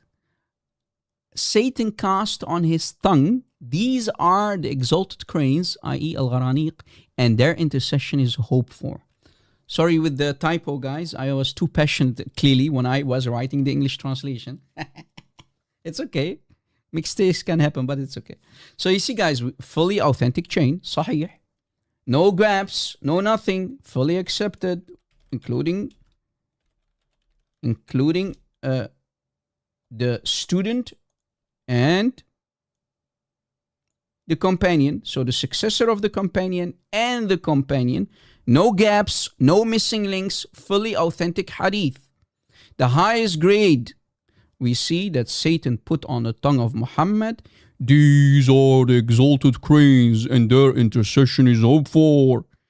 تلك الغرانيق العلا وإن شفاعتهن ترتجى وتلك الغرانيق العلا الشفاعة منها ترتجى. You catch it? That's the satanic verses 1 and 2. Two satanic verses from Satan. Oops, Muslims, what are you going to do? You're going to throw it away? And the same report is also mentioned in مجمع الزوائد ومنبع الفوائد. مجمع الزوائد ومنبع الفوائد. Very old copy, as you noticed. Turned even yellow. Very old writing material. Volume 7 by the Imam al-Hafiz al-Haythami. Look. With the stamp. You see the stamp? And everything here written with some pencil on it. Volume 7. You get the idea. Zooming in, zooming out. Okay. I gave you the link. Here's the link one more time. All right. Volume 7. Same report. Page 115. What Imam al-Haythami did, brother Reverson, if you know Arabic, here's the Arabic on top. You can read it. Imam al-Haythami did not include the entire chain. He only mentioned the successor, Sa'id bin Jubair, and Ibn Abbas, as you noticed. Yes. So read it, and we're going to go, of course, also to the translation. It says, قوله تعالى أفرأيتم اللات والعزى عن ابن عباس فيما يحسب سعيد بن جبير أن النبي صلى الله عليه وسلم كان بمكة فقرأ سورة النجم حتى انتهى إلى أفرأيتم اللات والعزى ومناة الثالثة الأخرى فجرى على لسانه تلك الغرانيق العلا الشفاعة منهم ترتجى. أيوة الشفاعة منهم ترتجى. These are the crane idols, al-gharaniq, the exalted crane idols, and the intercession is hoped from them. Satanic verses, the verses of Satan. And look what it says here. So here is my English translation as well. So here is the Arabic. And you see I put some highlights. Everything is included. So don't worry, be happy. Page 115, volume 7. Read it, brother. English translation? Yeah. We will read the first one and then we'll read the second one. From Ibn Abbas, the Prophet was in Mecca, so he recited Surah Al-Najm. This is chapter 53. When he reached, have you considered Allat, Al-Uzza, Al-Manat, the third one? Satan cast on his tongue. These are the exalted cranes, i.e. Al-Gharaniq, and their intercession is hoped for. The second part in Arabic above says, وَرِجَالِهُمَا رِجَالُ الصَّحِيحِ Stop. وَقَدْ تَقَدَّمَ. Stop, brother. Yeah. So when we have رِجَالُهُمَا رِجَالُ الصَّحِيحِ, that means these are the same men that you can find in Bukhari reports in the chain, right? These are the same as Sahih, meaning Bukhari. Continue. And then it says وقد تقدم حديث مرسل في سورة الحج أطول من هذا ولكنه ضعيف الإسناد. ولكنه And ضعيف another الإسناد. mursal hadith. Yeah.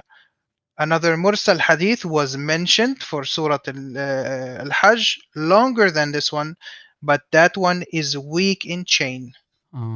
So what Imam Al-Haythami says, Imam Al-Hafiz Al-Haythami says is, not this report that we read here on top. This report is fully authentic. No issue with it, right? It doesn't miss any link, any gap, no missing links in the chain. But another hadith was brought, another mursal hadith was brought. So he's talking about a totally different report, totally different chain, was mentioned for the same chapter, Surah Al-Hajj, which is chapter 22, longer than this one above. But that other one, that one is weak in chain. But this one is Sahih. Sahih. The other one is weak. So, wow, we have two different scholars reporting the same authentic hadith about the Gharaniq, about the satanic verses, the bird idols of Mecca. Did you catch it? This report, this happened before or after? If we have to only go at the numbers, we have to conclude that this happened after, because the incident of Al-Zut happened in chapter 46. In chapter 53,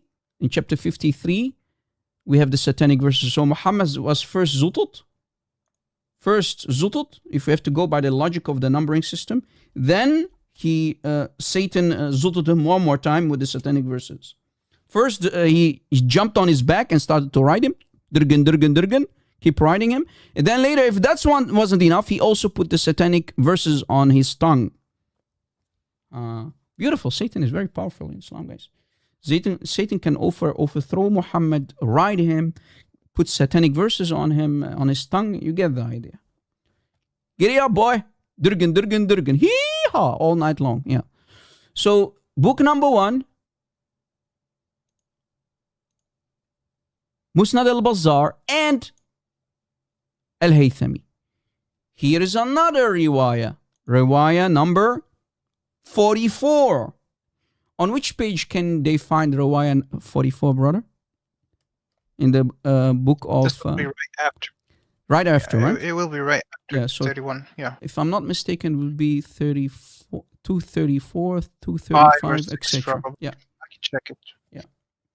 All right. So this is another different riwayah that's even more strengthened than the previous one. It's actually a similar one, but we have 2 extra scholars or narrators included. This one here, plus 1. Al-Hussein bin Ishaq al-Tustari and Abdan bin Ahmad included above the previous one. Look, and all of them, so if we go through all the names, generally considered reliable. Abdan is a reliable transmitter, known as a hadith narrator. Yusuf bin Hamad al-Basri, generally considered trustworthy. Umayyah bin Khalid al-Basri, trustworthy. Shu'bah bin al-Hajjaj al-Basri, one of the greatest imams of hadith, universally by all Muslims accepted as thiqah, as trustworthy and exceptionally careful in narration. Very, very, very, very accepted narrator. Abu Bishr Ja'far bin Abi Wahshi al-Basri al-Wasiti, trustworthy, ثقة, narrated by al-Bukhari and Muslim. So Imam Bukhari and Imam Muslim included him inside their reports, inside their chains. Sa'id bin Jubair al-Kufi, one of the foremost tabi'un, so this is a successor. And then last but not least, Habr al-Ummah wa Turjuman al-Quran himself, the scholar of the Ummah, the ink of the Ummah, and the translator of the Quran himself, the companion, the cousin of the Prophet. So we have a fully connected, strong chain for the second time. I mean, you can't make this up. So when Muslims lie, guys, about the satanic verses, they are willing to throw their own mothers under the bus and lie about the incident that is very, very historical and connected and authentic. Do you now understand why people like Ibn Taymiyyah believed, I believe in you? Ibn Taymiyyah said, O Prophet that was zutted, I believe in you. I do believe that you became a prophet of Satan for 8 long years. And then Allah decided to do the abrogation 8 years after in Medina in the year 622. But for 8 long years, you and your companions were reciting the ayahs of Satan, brother, in chapter 53, brother. Yeah. I believe in you. Do you understand why? And of course, guys, the Muslims will leave out these very authentic riwayat that are fully accepted. They will not even dare to put them on their lips when we bring up the topic of the satanic verses. They will not even mention them. Is there any Muslim who would dare to come up so I can zut you, just like the Prophet was zutted today? I will jump on your back and I will zut you.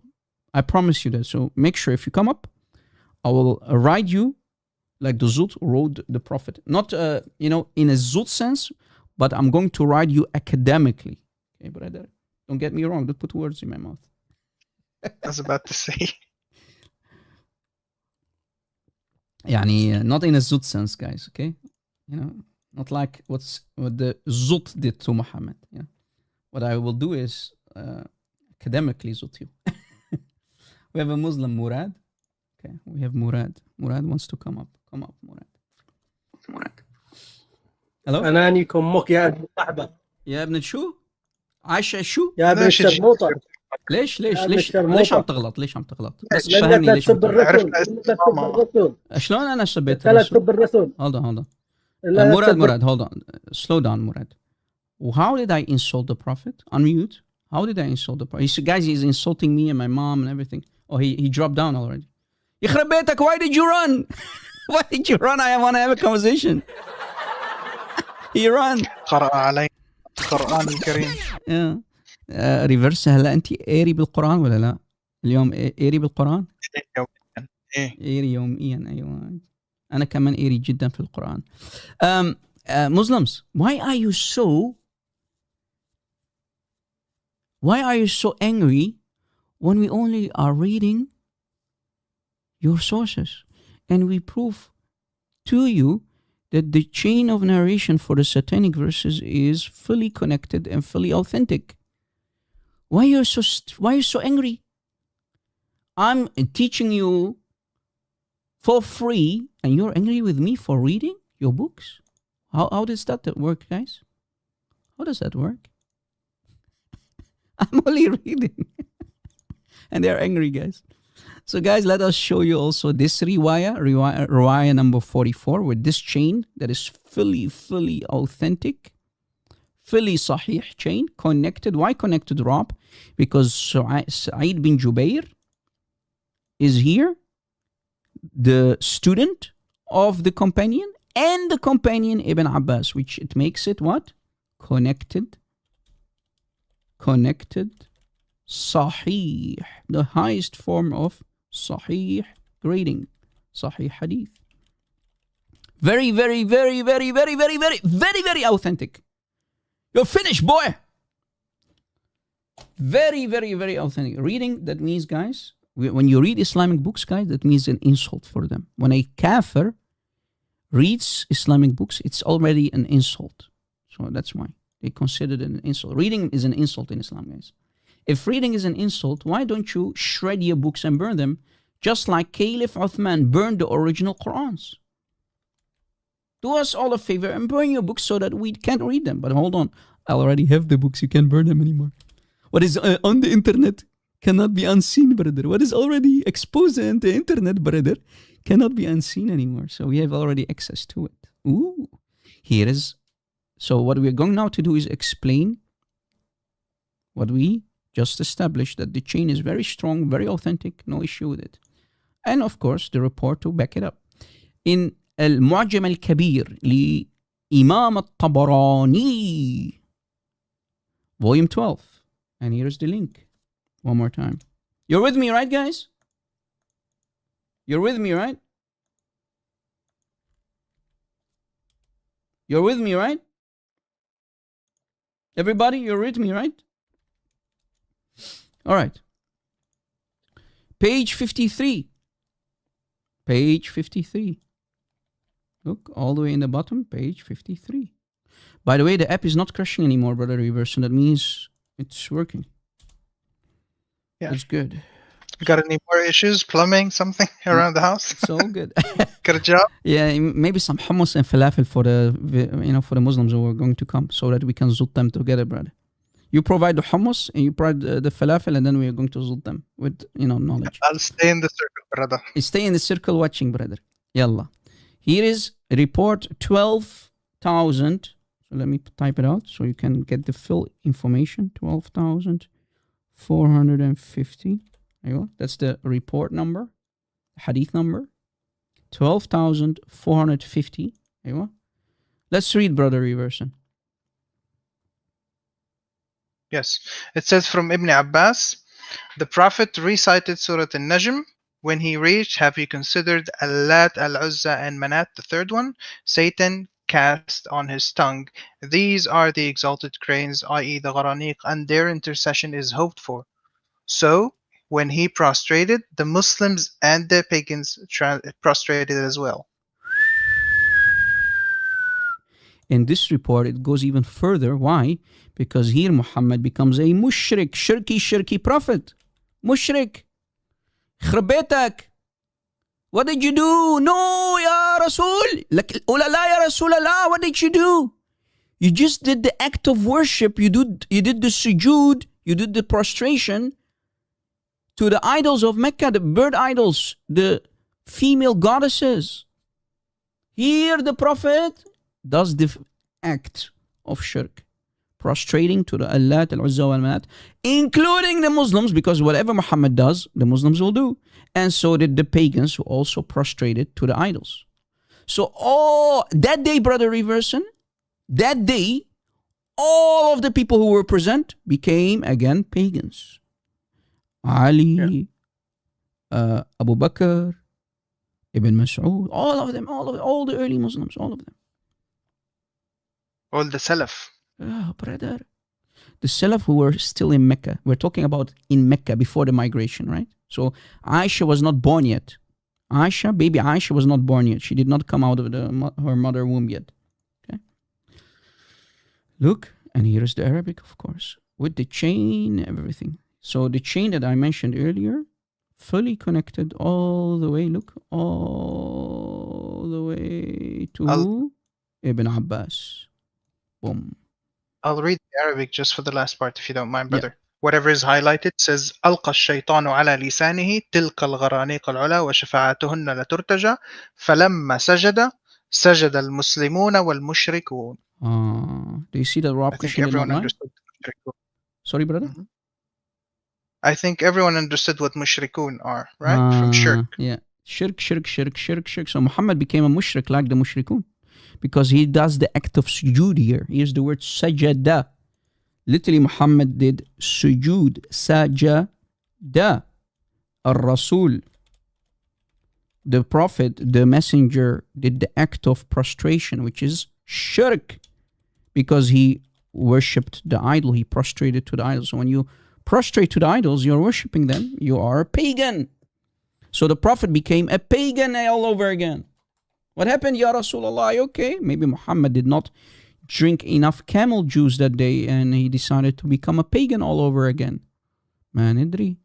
But remember, after the shirky prophet, Jibril again came and he said, what did you do, Ya Rasulullah? What did you do?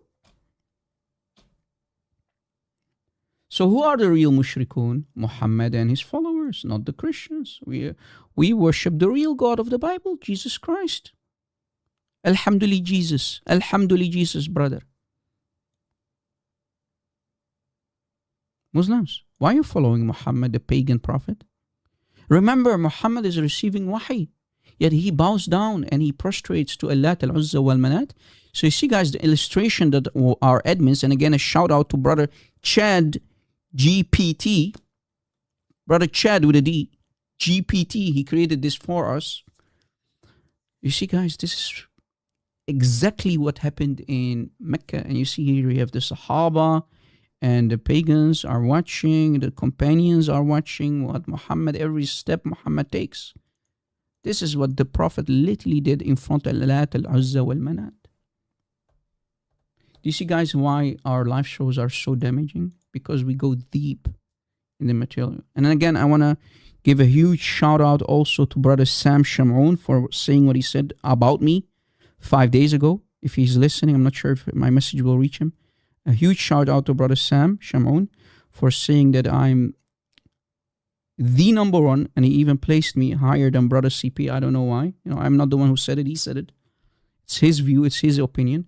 He placed me even higher than CP when it comes to exposing Islam. But he put brother Ahmed ex-Muslim and sister DUC higher than me. Why? Because they are ex-Muslims, because they have a Muslim background, right? I don't have a Muslim background. And I am okay with that. I mean, sister DUC and brother Ahmed ex-Muslim are amazing people, you know. But he's talking about ex-Muslim. But when it comes to the Christians who are born in a Christian family, he placed me as one. But for me, brother, there's too much, bro. Don't put me on a pedestal, please, brother Sam. I love you. I appreciate it, brother. I love you. And for me, to be honest with you, the best Christian apologist on this planet is Sam Shamoun. You know, no one even comes clear to or even close to him when it comes to his wisdom and courage. And anyway, you get the idea, right, guys? It's okay, guys. Please, again, pray for all the warriors. Who cares about numbers and who cares about who is higher than who? You know, in the end, you know. May the Lord bless all the warriors, keep them all safe. Pray for all the warriors. In the end, we are all one body, one team under the feet of Christ, right? Love all of us equally as we love you guys. You are our brothers and sisters. Pray for us equally. Pray for all of us. We need your prayers. I'm always in desperate need of prayers. Pray for my shortcomings as well. Pray for our admins, our beautiful, amazing, epic admins. Are working very hard always. Don't get me wrong, please. Don't put words in my mouth. Every warrior, every Christian has his own set of skills. All right. That's the satanic verses in a nutshell, guys. You see? And here is another book, last but not least, for the same riwayah, brother Reverson. So we're talking about riwayah 44. Yeah. Another book, yes. So that's book number 1, Al-Mu'jam al-Kabir by Imam al-Tabarani. But the same narration, same chain, is also mentioned in another book called Al-Ahadith al-Mukhtara. Let me give you this book as well. Al-Ahadith al-Mukhtara. Al-Ahadith al-Mukhtara. Volume 10 by Dihya Din al-Maqdisi, Sunni scholar, of course. Page 89, as you see all the way on top, you see page 89 in the Arabic. Here is the Arabic, and here I also put from newbook.com. I left the page number there for you to see. Report or Hadith 84. That's the report or the Hadith number. Again, with the perfect chain of narration, no issue with it. No issue with it. all the way to Ibn Abbas. Here is Ibn Abbas connected with his student Sa'id bin Jubair. So we have a connected chain, and again the same that we read earlier, sajada wa sajadu al-muslimun wal-mushrikun. Let's read it. And you see here it says the men in the chain are all trustworthy. Huh? So Yeah. no issue. رجاله ثقات. Yep. 84. Let's read. It says from Ibn Abbas, the Prophet recited An-Najm when he reached, have you considered Al-Lat, Al-Uzza, and Manat, the third one? Satan cast on his tongue. These are the exalted cranes, the Gharaniq, and their intercession is hoped for. So when he reached the last part, he prostrated, and the Muslims and the polytheists prostrated too. What did Muhammad do, Brother Reverson? He did shirky. He prostrated. Oh, the Prophet And so did committed the shirk. other Muslims. And the Muslims prostrated, and the polytheists prostrated. I mean, what's left? Guys, can you send this donkey on his merry way? This devil worshipper. Can you send him on his merry way? I think our admins are sleeping. Admins, are you sleeping, guys? We have a Satanist. Can you send him on his merry way in the chat? I don't tolerate such evil, demonic words in my chat. Send him on his merry way. You know who I talk about, right, guys? All right. Thank you very much. Send him on his merry way. Yalla. So, you see, guys, even the demons, because Satan, this is Satan, loves his prophet Muhammad. Satan, aka Allah, who comes in many shapes and forms, playing good cop, bad cop with Muhammad often. He pretends to be Jibreel sometimes. He pretends to be Satan, coming with his real shape sometimes, like Al-Abyad. This is why the demons, the demonic spirits who are in the chat, they love Islam because, why are they literally triggered here in the chat? You see, guys, Muslims and the Satanists are in one boat, in the same boat, same bed. I think that was Al-Abyad. Yeah, that was Al-Abyad, the guy, Al-Abyad, brother. We're exposing him. Satan Al-Abyad. So in a nutshell, guys, you get now you're now fully equipped. Make sure to rewatch the live stream. We explained how Mursal Ahadith work, that they love to throw under the bus. We explained to you that you cannot even reject them if you follow the four madhab. Only Imam al-Shafi'i said some conditions, but the rest of the scholars, like Imam Ahmad ibn Hanbal, like Imam Malik, Imam Abu Hanifa, they fully accepted Mursal reports. Right? On top of that, we showed you not one, but two different authentic riwayat reports. Number one, fully connected, fully authentic, chain of narration, no issue with it. Fully connected, authentic report about the satanic verses, that's one. And we showed you a second one, riwayah number 44. Fully connected, authentic, no issue with it, connected chain, all the way to Ibn Abbas. Fully strong, authentic report. We have the student and Ibn Abbas. No gaps, no missing links, fully connected, authentic, sahih report. What can I do more than this, Brother Iverson? Nothing. We provide the sources and everything. And even taught how you can refute any claim a Muslim can come up with to reject these hadith. Yep. So in a nutshell, The best package. when Al-Albani, a couple of years ago, Al-Albani wrote a book, he literally lied. He lied about the reports in his book, brother. Yet he contradicted himself. Look what he says. Sheikh Al-Albani, guys, wrote a book called, what is his book again? نصب المجانيق لنص قصة الغرانيق. Yeah, نصب المجانيق لنص قصة الغرانيق. And he tried to basically debunk all of these, but he failed miserably because Rob Christian appeared here today in 2026 and buried all of his claims in his book. So this is his book, and he tried to debunk all of these narrations, and he failed miserably. Actually, Muslims say that he did succeed. No, he did not. And look what Sheikh Al-Albani does. This is Sheikh Al-Albani, guys, for the people who don't know how he looks like.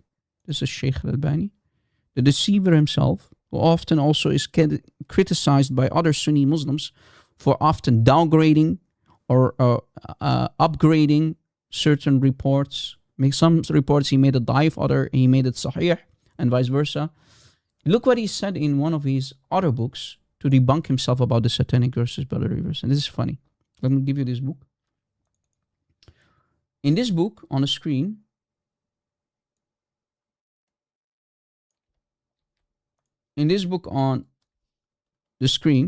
by Sheikh Al-Albani himself, in his Sahih, As-Sira Nabawiyya, what he did, brother Reverson and the people are listening, he took the Sira of Ibn Kathir and he removed basically, he only included the authentic reports in it. He removed the daif reports. That's what Sheikh Al-Albani often loved to do. Taking books, removing daif, and he kept Sahih. I don't know why, because remember, daif reports are not thrown out. But anyway, what can we expect? So On he's page- just an editor. Yeah, he's an editor. By the way, they call him a sheikh. Did you know that he never graduated from any Islamic university? He's a self-proclaimed sheikh. Yeah. You know that, right? Look, on page 206, let's read what he said about the satanic verses. Read the Arabic, Yeah. and then we're going to read the English too. It says وذكروا قصة الغرانيق وقد أحببنا الإضراب عن ذكرها صفحا لئلا يسمعها من لا يضعها على مواضعها إلا أن أصل القصة في الصحيح. The origin of the story is in al-Sahih. يخرب بيتك. So they don't want to mention it, i.e. hide it so nobody hears about it because it is Sahih and it's embarrassing. Now, what is he referring to, you might ask? What did he mean with as-sahih? What did Sheikh Al-Albani say when he said the origin of the story of the gharaniq, the authentic gharaniq, the satanic verses, is in as-sahih? What do you think, brother Iverson, is he referring to? Take a wild guess. He must be referring to the chain, right? He's referring to Sahih al-Bukhari. Whenever you see something called as-sahih in that specific wording, it's always referring to Sahih al-Bukhari collection. When you read as-sahihain, it's referring to both Sahih Muslim and Sahih Bukhari. Did you catch it? So he's referring to Bukhari on the screen. Much. You're with me, right, guys? I'm going to show you how Muslims deceive. Deception 101 incoming. Are you taking notes? Everybody, your phones, your cameras out. Smash the like button, tap the screen, subscribe, share. Notepads, screenshots, ready? Take a screenshot of the book, the scanned version of Bukhari. So this is the actual scanned version of Bukhari by Darus Salam, volume 6. Taqiyya alert incoming. Brother Everson, in one of our live shows, we already exposed their lies and deception when they translate Bukhari. Yes. Remember this page, page 220? The same volume about the, yeah. What do Not we see here? translated. Just look, guys. Everybody just look at the page. What are you seeing? Something fishy going on, but what do you see? What do you There's see? no English. There is no English on the left here, right? Uh-oh. Uh-oh. Why? Why is there blank? Half of the page is blank. Why? No English? Imagine, Brother Everson, you buy this entire collection. Remember, it's a multi-volume collection. You buy it in the bookstore. Let's say you go to an Islamic bookstore, you buy the entire collection for $1,000. You're left with what? Blank page. What happens if you're an Indonesian Muslim, you're a Malay from, an non-Arabic speaking Muslim, you're from Pakistan, you're from Afghanistan, you are dependent on English. What are you going to do? Read an empty page? You skip over it. You skip over it, exactly. You don't know what, who cares about the Arabic? So on page 220, volume 6, Kitab al-Tafsir, volume 6, page 220, the book of commentary, book number 65, page 220, we scroll down, we see here an empty page about the satanic verses. Why? يخرب بيتكم. At least translate. So let me not only play as a muhaqqiq today, not only let me play as an academic teacher today, but I will also play as a translator today. I have multiple jobs. It's not enough to, expose this man-made cult, but I have to also become a translator for the Muslims. Muslims, thank me. Don't insult me. Don't insult my entire household. Thank me for helping you. Let's read Brother Reverson and then read the English too. Why they hide it. Yeah. Let's see why they hide the English. وقال ابن عباس في إذا تمنى ألقى الشيطان في أمنيته إذا حدث ألقى الشيطان في حديثه فيبطل الله ما يلقي الشيطان ويحكم آياته ويقال أمنيته قراءته. Ibn Abbas said, this is for chapter 22, verse 52, Satan casts in his speech, then Allah abrogates what Satan casts. His umniya is his qira'ah, i.e. reading of Muhammad from Satan. Amazing. Do you see why they did not care to translate it? Because if you are an Indonesian Muslim brother, or you're a Pakistani or an Afghanistani, and you see this in Bukhari, you will go nuts. You say, what? Even in Bukhari, the satanic verses are there mentioned? Yes, but they don't translate it. يخرب بيتكم. A good day to leave Islam, my Muslim friends. If you care about your soul, if you care about it's a good day to leave Islam. Become an apostate. Muslims, I have an advice for you. All jokes aside, I don't hate you, I love you. I don't want you to die in your sins, Muslims. There's still enough time for you. Put your tail between your legs and run. Run from Islam. Drop Muhammad and run. It's time to wake up from your Islamic matrix. Run, because the Muslim imams, your imams are lying and deceiving you. They are lying and deceiving you. DJ Pepper, do you want me to block you, brother? Why are you talking about Solomon? Brother, focus, man. We have a topic. Focus. Why are you guys... Come on, bro. And didn't I tell you? Guys, give DJ Pep Mar a timeout of 5 minutes. I told you to not use such language, my friend. Are you okay, bro? 5-minute timeout. Cool off, bro. Come on, no such language. Don't use that word, man. Cool down, boy. Cool down. When you cool down, you're welcome again to come back. Cool down. All right. You see, guys? Do you see why they deceive people? They want Muslims to stay Muslims by not translating. They keep it blank. They kept it blank. Look, this is the original, and this is Rob Christian version with the translation. Original, blank, no text, and here is Rob Christian's translation. So Muslims, you should thank me. Thank me for helping you, because your imams, your scholars, your translators are deceiving you. They don't include the English translation. Why? Ask yourself why. The entire page is blank. Why? Oh, why? Oh, why? Now, if we go back to, so we're still in Bukhari, Brother Reverson, right? Yes. We're still in Bukhari. Let me also find the other narration.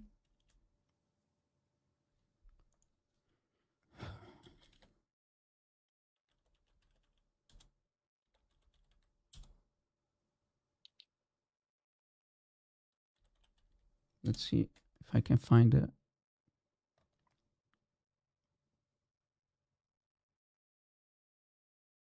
Yes, look. Brother Reverse, and remember when we showed the previous hadith, so here's Bukhari 1071.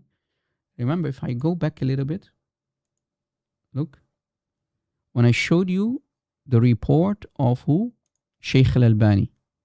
Shaykh al-Albani is referring to the collection of Bukhari, right? The origin of this story is in as-Sahih. He's talking about what we read earlier and also this report. Read it, brother.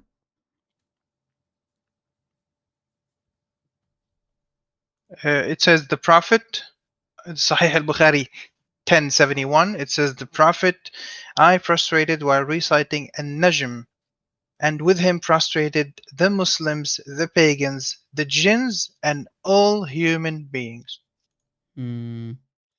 What did we just establish, brother? Why am I showing this? Everyone on earth is mushrik. No. What I'm trying to... Yeah. Also that... Essence. Oh, my Lord have mercy. But...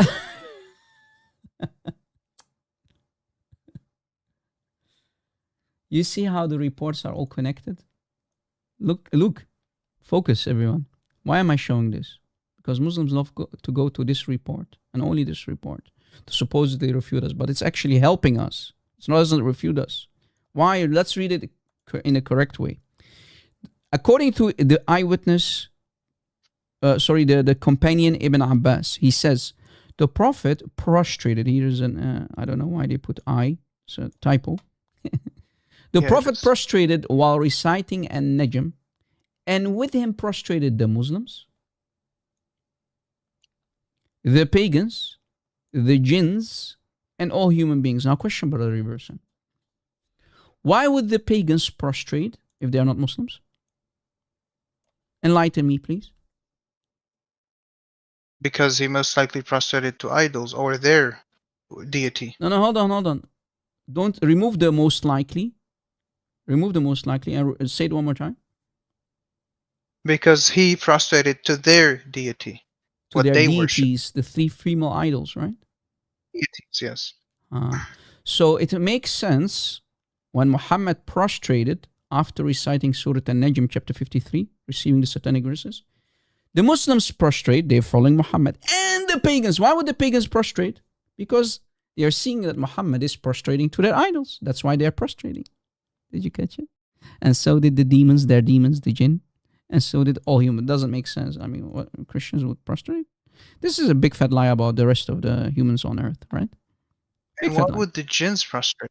Yeah, because they love Satan, aka in the shape of the idols. Their father. Yeah.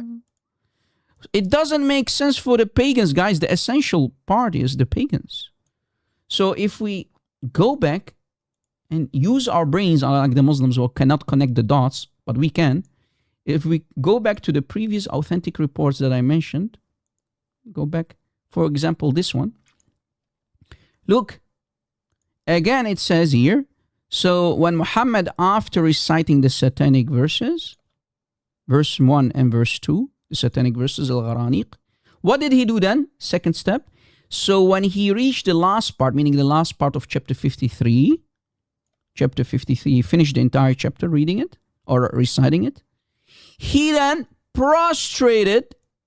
The Muslims and the pagans prostrated too. Do you see how to connect the dots? Remember, here it says pagans. They did it too. Well, the Muslims did. And Muhammad did. Do you see how everything is connected? So Bukhari, the report in Bukhari does not refute anything. It actually helps our cause in proving that Muhammad became a mushrik when he prostrated to Allat, Al-Uzza, Wal-Manat, to the three bird idols of Arabia. Muslims really think, guys, when you go to Hadith, Bukhari Hadith 1071, that it refutes the satanic verses. Actually not. It connects it. It makes it even more clear. It backs us up in refuting your false demonic pagan prophet who prostrated to Allat, Al-Uzza, Wal-Manat. You're catching up, right, guys? You're with me, right? You're tracking. You're tracking, right? What do I say? What do I say to those who reject the hadith or call it daif? I will call them layman or layman. I will call them weak in knowledge. And to the Muslims who claim to be students of knowledge, I will call them deceivers. You're deceiving everyone about the authentic incident, because Ibn Taymiyyah was very, very clear about his belief in the satanic verses. Ibn Taymiyyah believed in the satanic verses to be historical fact.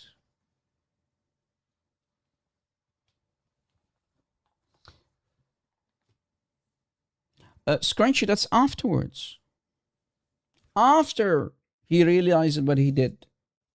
Damage control in Islam is always afterward, just like Allah does the damage control after the satanic verses. 8 years after. Remember, don't forget about the 8 year. After, always after Satan al-Abyad did his damage. Much too late. Too late after. The damage is already done in the Quran. The satanic verses are already included in the Quran. Right? After the damage control. After 8 years. Don't forget it. Don't forget about the slide. What a mess, exactly. What a mess.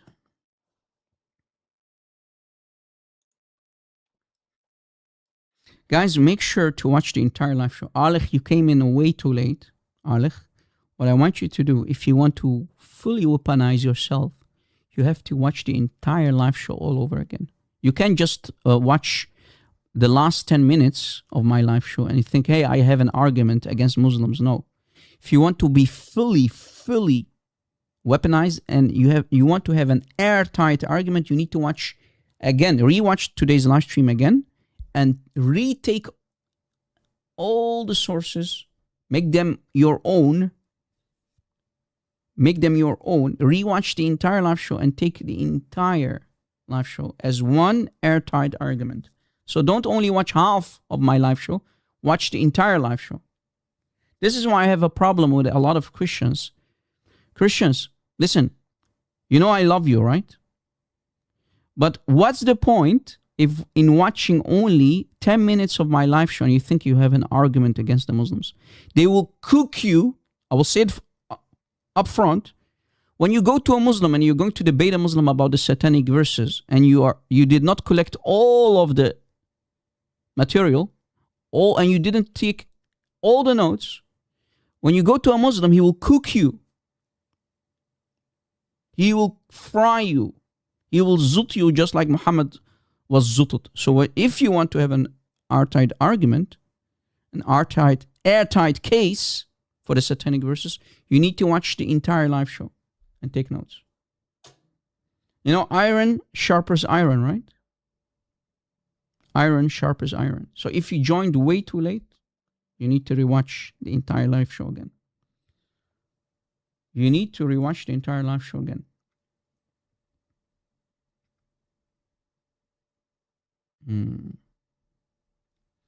Let's see what the... Let's see, Brother Reversing, you're with me, right, Brother Reversing? Yes. Let me use Ibn Taymiyyah as my weapon. You ready, Brother Reversing? I'm going to use Ibn Taymiyyah as my weapon, personal weapon. Remember, Ibn Taymiyyah believed in the satanic verses to be an authentic incident, an authentic historical incident. So I'm going to use him against his own prophet. Watch this. How beautiful it is to use the classical scholars against their own prophet. I'm going to use the very words of Ibn Taymiyyah against his own prophet. And here's the link for the book. Another famous book by the Shaykh al-Islam Ibn Taymiyyah himself, Manhaj al-Sunnah Nabawiyya, Volume 2. Volume 2. Here's the book one more time. So collect all the sources, guys. This is why I keep telling you, rewatch the entire live show and collect all of it to have an airtight case. Don't watch only 10 minutes. Better to not watch at all. I'm honest. Either you watch the entire live show or don't watch and you think you can have an airtight case against Islam. That's not how it works. Page 420, guys. So I love you. This is why I tell you that. If I won't love you, if I did not love you, I will not be honest with you. Watch the entire live show, guys. The entire live show is a one complete argument against the satanic verses. Page 420. So, guys, it might sound hard on the edges, but I'm trying to be honest. Look, brother reversing, you're ready, right? Let's read the Arabic and the English. It says, وكذلك لما ادعى النبوة من ادعاها من الكذابين مثل مسيلم الكذاب والعنسي وغيرهما مع ما كان يشتبه من أمرهم لما كان ينزل عليهم من الشياطين ويوحون إليهم. Translation.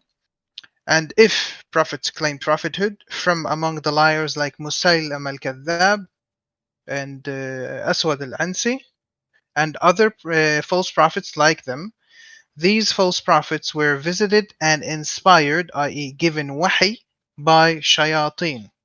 So according to Ibn Taymiyyah, if a prophet is visited by shayateen who inspired such a prophet with satanic revelation, then such a prophet is a liar. Uh-oh. Uh-oh. This part is my own words. This part is my own... sorry. Let me remove. This part here, I included it. This is not part of the page. This is my stuff. This is my wording. So what is... Conclusion. Conclusion. What conclusion can we take when Ibn Taymiyyah said what he said on top? We can take the conclusion that Muhammad is a false prophet. He's a liar because he took revelation from Satan. Haha. Remember, Ibn Taymiyyah's view is that yes, the satanic verses incident is a historical, authentic fact that happened in the life of Muhammad. But Ibn Taymiyyah just buried his own prophet when he said to recognize a false prophet is that, how to know that he's a false prophet is that he's receiving demonic wahi, demonic inspiration from the devils, from the shayāteen. Uh-oh. So according to Ibn Taymiyyah, if a prophet is visited by the shayāteen, by the devils, who inspired that prophet with satanic revelation like Muhammad, then such a prophet is a liar, kadhab, false prophet. Liar detected, removed. So Muslims, according to your Shaykh al-Islam Ibn Taymiyyah's view and logic, Muhammad, your prophet, is a prophet of Satan. Momo is a liar, false prophet. Boom! The same guy who... Damn it! Yeah. The same guy who actually said that it's a proven fact that the incident happened. Yep. So he not only authenticated the incident, but he actually made his prophet a liar. Wow. By his own words. He literally buried his own prophet, right? Shaykh al-Islam Ibn Taymiyyah, the teacher of Ibn Kathir himself, the Shaykh al-Islam Ibn Taymiyyah, his condition for a false prophet is that if a prophet claimed to be a prophet, he claimed prophethood, just like the other liars, because remember, in the time of Muhammad, you had multiple prophets. Guys, here is prophet number one. He claimed to be a prophet. Musaylama claimed to be a prophet. Remember the battle of Yamama when he was unalived after the death of Muhammad? That's him. You had another prophet. Yeah. His name was Aswad al-Ansi. And you had two other prophets as well during the time of Muhammad. Muhammad was the fifth. And all of them claimed that they are receiving wahi. All of them. Muhammad was the fifth. How to recognize a liar? How to recognize a false prophet? If they are visited by the shayāteen like Muhammad, and they are inspired by a shayāteen like Muhammad was inspired when he received the satanic verses from Satan, and then he bowed down to Allat, Al-Uzza, Wal-Manat, the female bird idols of Mecca. Boom! Do you now understand why I told you to watch the entire live show? Again, rewatch it. Because now it becomes airtight. Airtight. Don't watch 10 minutes. Guys, either go away and stop watching if you're going to watch only 10 minutes. So if you want to have an airtight case regarding the satanic verses, watch and rewatch to become second nature for you. To collect all the sources. Can we make it even more worse, brother? What do you think? Always. There's more dirt to dig. Watch this. Watch this. Let me open the book of the schmerderist of them all, Imam Ibn Abdul Wahhab himself. According to the Muslims, that's him. You see him? That's him. That guy there above.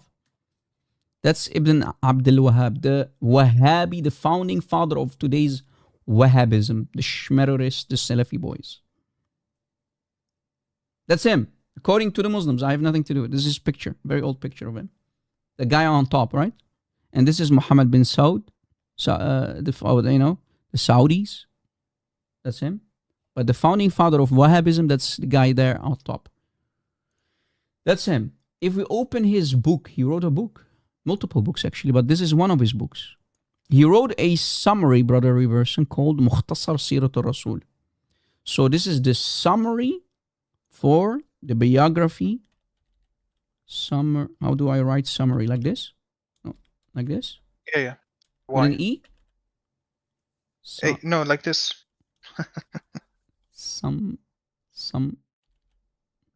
Summary, like this, right? Yeah, my English guys sometimes. Yeah, think like this. The summarized version of Sirat al-Rasul, okay, by Muhammad bin Abdul Wahhab himself. That's the father of Wahhabism. I appreciate it, my friend. God bless you. We are here to teach, nothing more, nothing less. We are here to serve you guys with knowledge.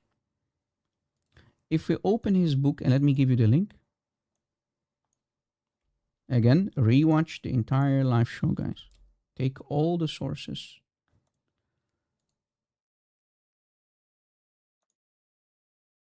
On page, what page number? 87. 87. That's the page number. Let's read, Brother Reverson. Here is the Arabic. Hold on. Here is the Arabic. So if you want to take a screenshot of the Arabic, here is the Arabic. Okay, here is the Arabic. Thank you. All right. You want to read the Arabic or directly go to the English, Brother Reverson? Okay. We can read it. Why not? إن رسول الله قرأ سورة النجم فلما بلغ أفرأيتم اللات والعزى ومنات الثالثة الأخرى ألقى الشيطان على لسانه تلك الغرانيق العلا وإن شفاعتهن لترتجى. Next highlighted part. فلما بلغ السجدة سجد وسجد معه المسلمون والمشركون كلهم. So the father of the Wahhabis himself, Muhammad bin Abdul Wahhab himself, in the summarized version of the Mukhtasar of Sirat al-Rasul, on page 87, he includes this. Read it, Brother Reverson. We read the Arabic, let's read English. Yeah.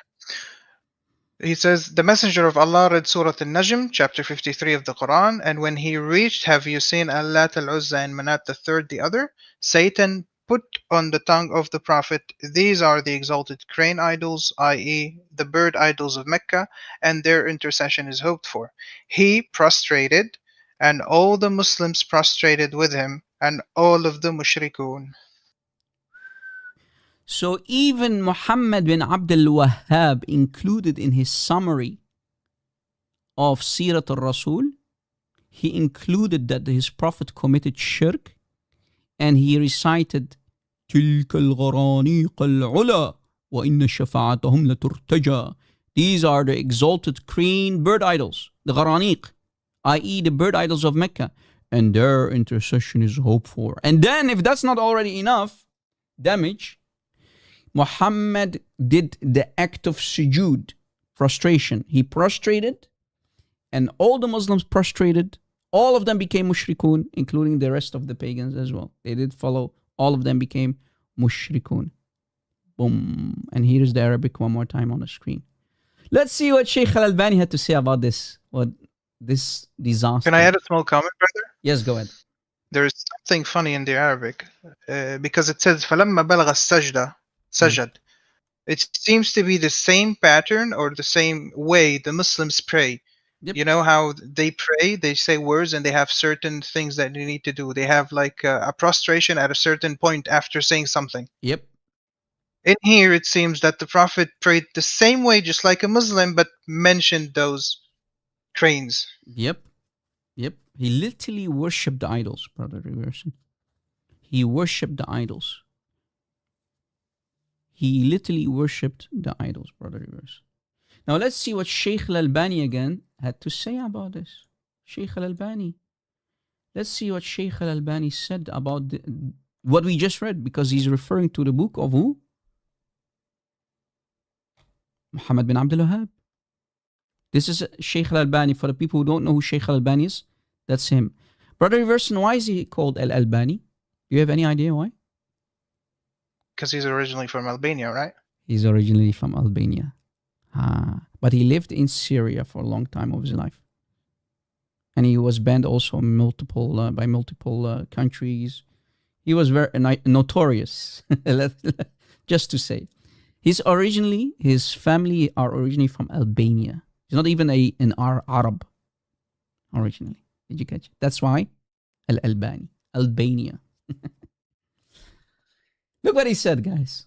When someone wrote a book about his life, Hayat Al-Albani, the life of Al-Albani, that's the title of the book.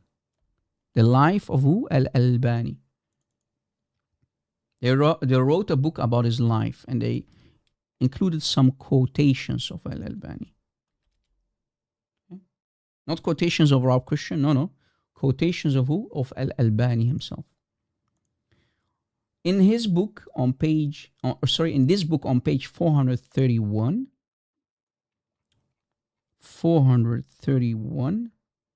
and 432, back to back. Let's start reading the Arabic and then we read the English, Brother Reverson. Yes.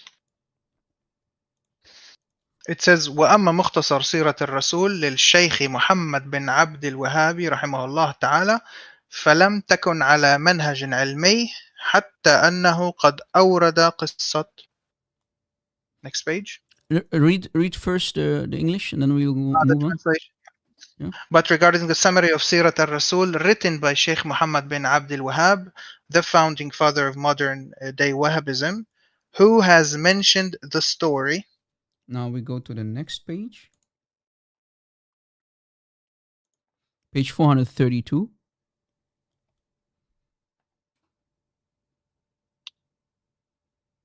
قصة الغرانيق العلا وهي قصة تهدم القرآن كله.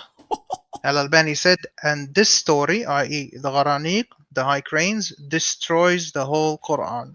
Whoa! He came clean. Shaykh Al-Albani came clean. He came clean that the story destroys the entire Quran. And when the entire Quran is destroyed, what does that mean, Brother Reverson? No Islam exists. Bye-bye, Islam.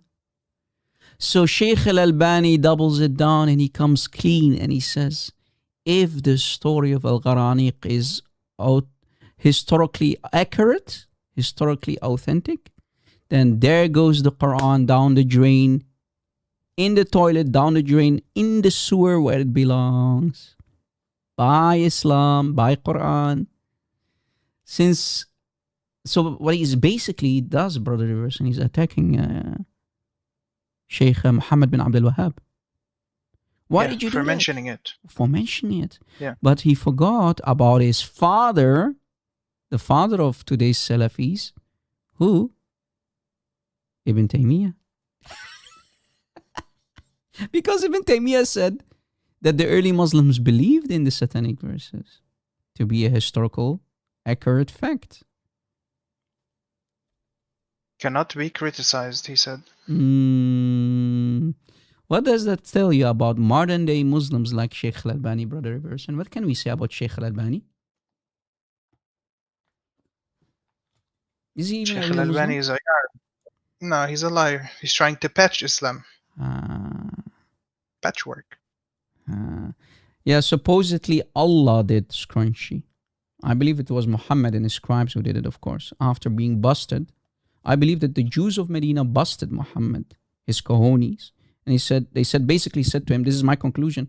You claim to be a monotheist. You claim that you are practicing Tawheed, unification. But we hear you when you recite chapter 53, you are mentioning the bird idols of Mecca, and you are giving them a positive salutation. تلك الغرانيق العلا وإن شفاعتهن ترتجى. You are praising the idols. Exactly. Yeah. You're calling them exalted crane idols. What's wrong with you? So Muhammad was forced to create this idea of fabrication that Allah supposedly abrogated what Satan did to him in Mecca. But a little bit too late. 8 years too late. Remember the 8 years too late? Don't forget the 8 years, guys. Don't forget it. 8 years is a key point of the entire story, right? The abrogation happened after 8 years. Again, why 8 years? Because remember, chapter 53 happened in Mecca at the year 614 AD. That's when chapter 53 was sent down. But chapter 22, that contains the abrogation in ayah 52, happened much later in the year 622 AD when Muhammad was in Medina. 8 years too late. And that's how the cookie crumbles, baby. That's how the cookie crumbles. You know, Brother Rob, your theory about, what did you say? your theory about the Jew correcting. I said that your theory about the Jews correcting him is very likely because it happened often in the Islamic narrative. Yep. The Jews were always busting Muhammad, right? Yep. Yes. Mm. I remember there's a hadith also where a Jew came to him and telling him, you are doing shirk, you're doing association because you are swearing by the Kaaba and not Allah, or something of that sort. Yep. That is an authentic hadith as well. Yep. Do you see why, again, guys? I will say it one more time. Why you need to rewatch the entire live show to make it in one complete airtight argument against the satanic verses, to prove that Muhammad became the prophet of Satan, aka who comes in many shapes, in the shapes and the forms of Allat, Al-Uzza, Wal-Manat. Chef kiss. God bless you, Reverse, and God bless all of you guys. I mean, I think we did enough damage, Brother Reverse. And I mean, I can drop more nuclear bombs, but I think it's good for now because I don't want to drown everybody in more sources than we already provided. Actually, one more thing, Brother Reverse. What did you say, brother? Sorry? I was about to say, I think you zooted the brains of the viewers with the whole hadith and mursal and stuff. I know, brother. But bear with me, guys. Pray for my shortcomings, okay? Last argument. Last, but very important detail. If you go to chapter 69, what did Allah say? What did Allah say in chapter 69, guys? Had Momo faked or fabricated any sayings, وَلَوْ تَقَوَّلْ عَلَيْنَا بَعْضَ الْأَقَاوِيلِ لأخذنا منه باليمين ثم لقطعنا منه الوتين. Had Momo fabricated any sayings in our name regarding us, meaning Allah, we would have surely seized him by the right hand. لك تعال هون يا ابن القحوة. تعال هون. Come here, Muhammad, Allah would say to him. And then I will cut off his aorta. What happened to Muhammad, brother Reversion? Can you remind the audience what happened to Muhammad? Muhammad, while he was dying, he said, I feel my aorta being cut this hour from the poison of the food I ate in Khaybar. 1 plus 1. 1 plus 1 plus yes, sir. 1.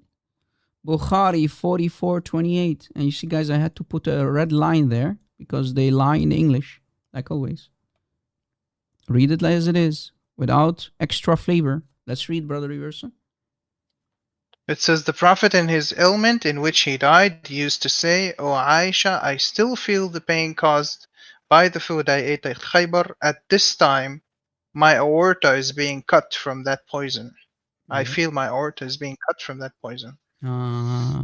Guess who cut off the irony? I don't want to give power to Allah in any way, shape, or form, but the irony is Allah said, I will cut off his aorta if he fabricates, if he lies. What did Muhammad do? He admits that his aorta is being cut. And then we find reports to back it up. We find the last but not least report, and then I will close shop for today, guys. If we open Tariq al-Tabari back to back, Tariq al-Tabari, volume 6, the history of al-Tabari, the history of al-Tabari, the history of al-Tabari, Tariq al-Tabari in Arabic, that's what we call it. Volume 6. You see volume 6? Brother Rob. Tariq al-Tabari. Tariq, like a Korra the Explorer. Tariq. Not Tariq, but Tariq. Anyway, page 111. So volume 6, 111. That's the page number. 111. We scroll down. Let's see what Muhammad said and admitted after the satanic verses. Here are the satanic verses. These are the high flying cranes. Verily their intercession is to be desired. That's the satanic verses. We go down. Let's read what Muhammad said about himself. Then the messenger of God said, I have fabricated things against Allah and have imputed to him words which he has not spoken. Obviously, we know that Allah is not God. Oh, Muhammad admits that he fabricated stuff about Allah. What did Allah say?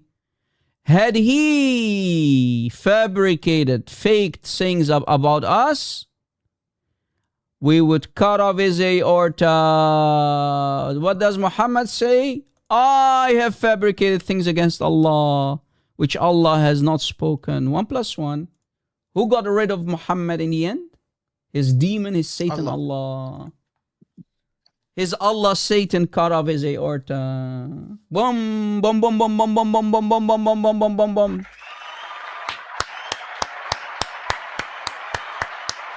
Congratulations, Muslims. Congratulations with this demonic false prophet. Congratulations. Muslims, wake up. Put your tails between your legs and run from Islam. Run. Because you have been following a false prophet who admits that he's a false prophet. And Allah cut off his aorta. Allah cut off his aorta. And he admits that his aorta was cut. It's time to wake up. Any last words, Brother Reverse? And I think we did. Now we did officially did enough damage. Any last words? I think you overcooked the topic today. I fried everybody's Hopefully brain, Muslims. Hopefully Muslims open their eyes and realize that there are so many change for this specific hadith. And if your prophet was even for 1 second taking inspiration from the devil, think for yourself, what else did he take? Is it only this incident? How can you trust him? Was he in his right mind to accept such a thing?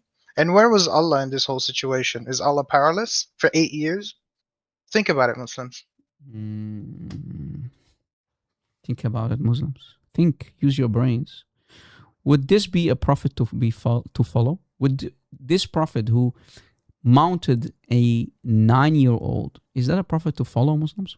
Who not only bow down and worship the idols of Arabia, who not only committed many nasty evil things that no human today would do, you know, who was zutted by the jinn over and over. Would you want to follow such a prophet? Be honest, Muslims.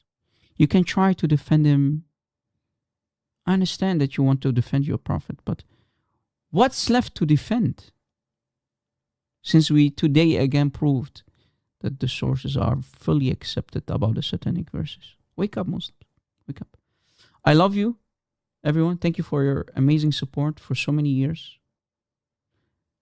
God bless all of you. Stay away, far away from Islam. Don't allow anyone to infiltrate your houses, your minds. No Muslim dawah bro or girl should affect your brain cells and invite you, doing dawah to you to Islam.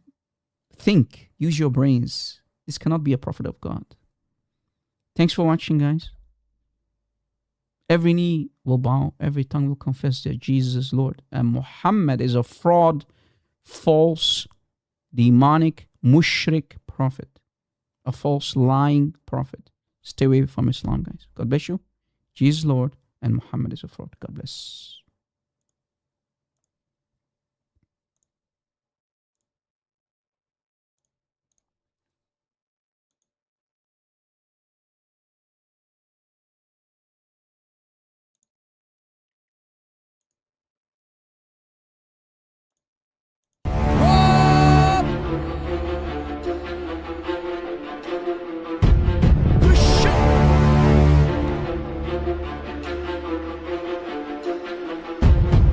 Backup channel, please subscribe.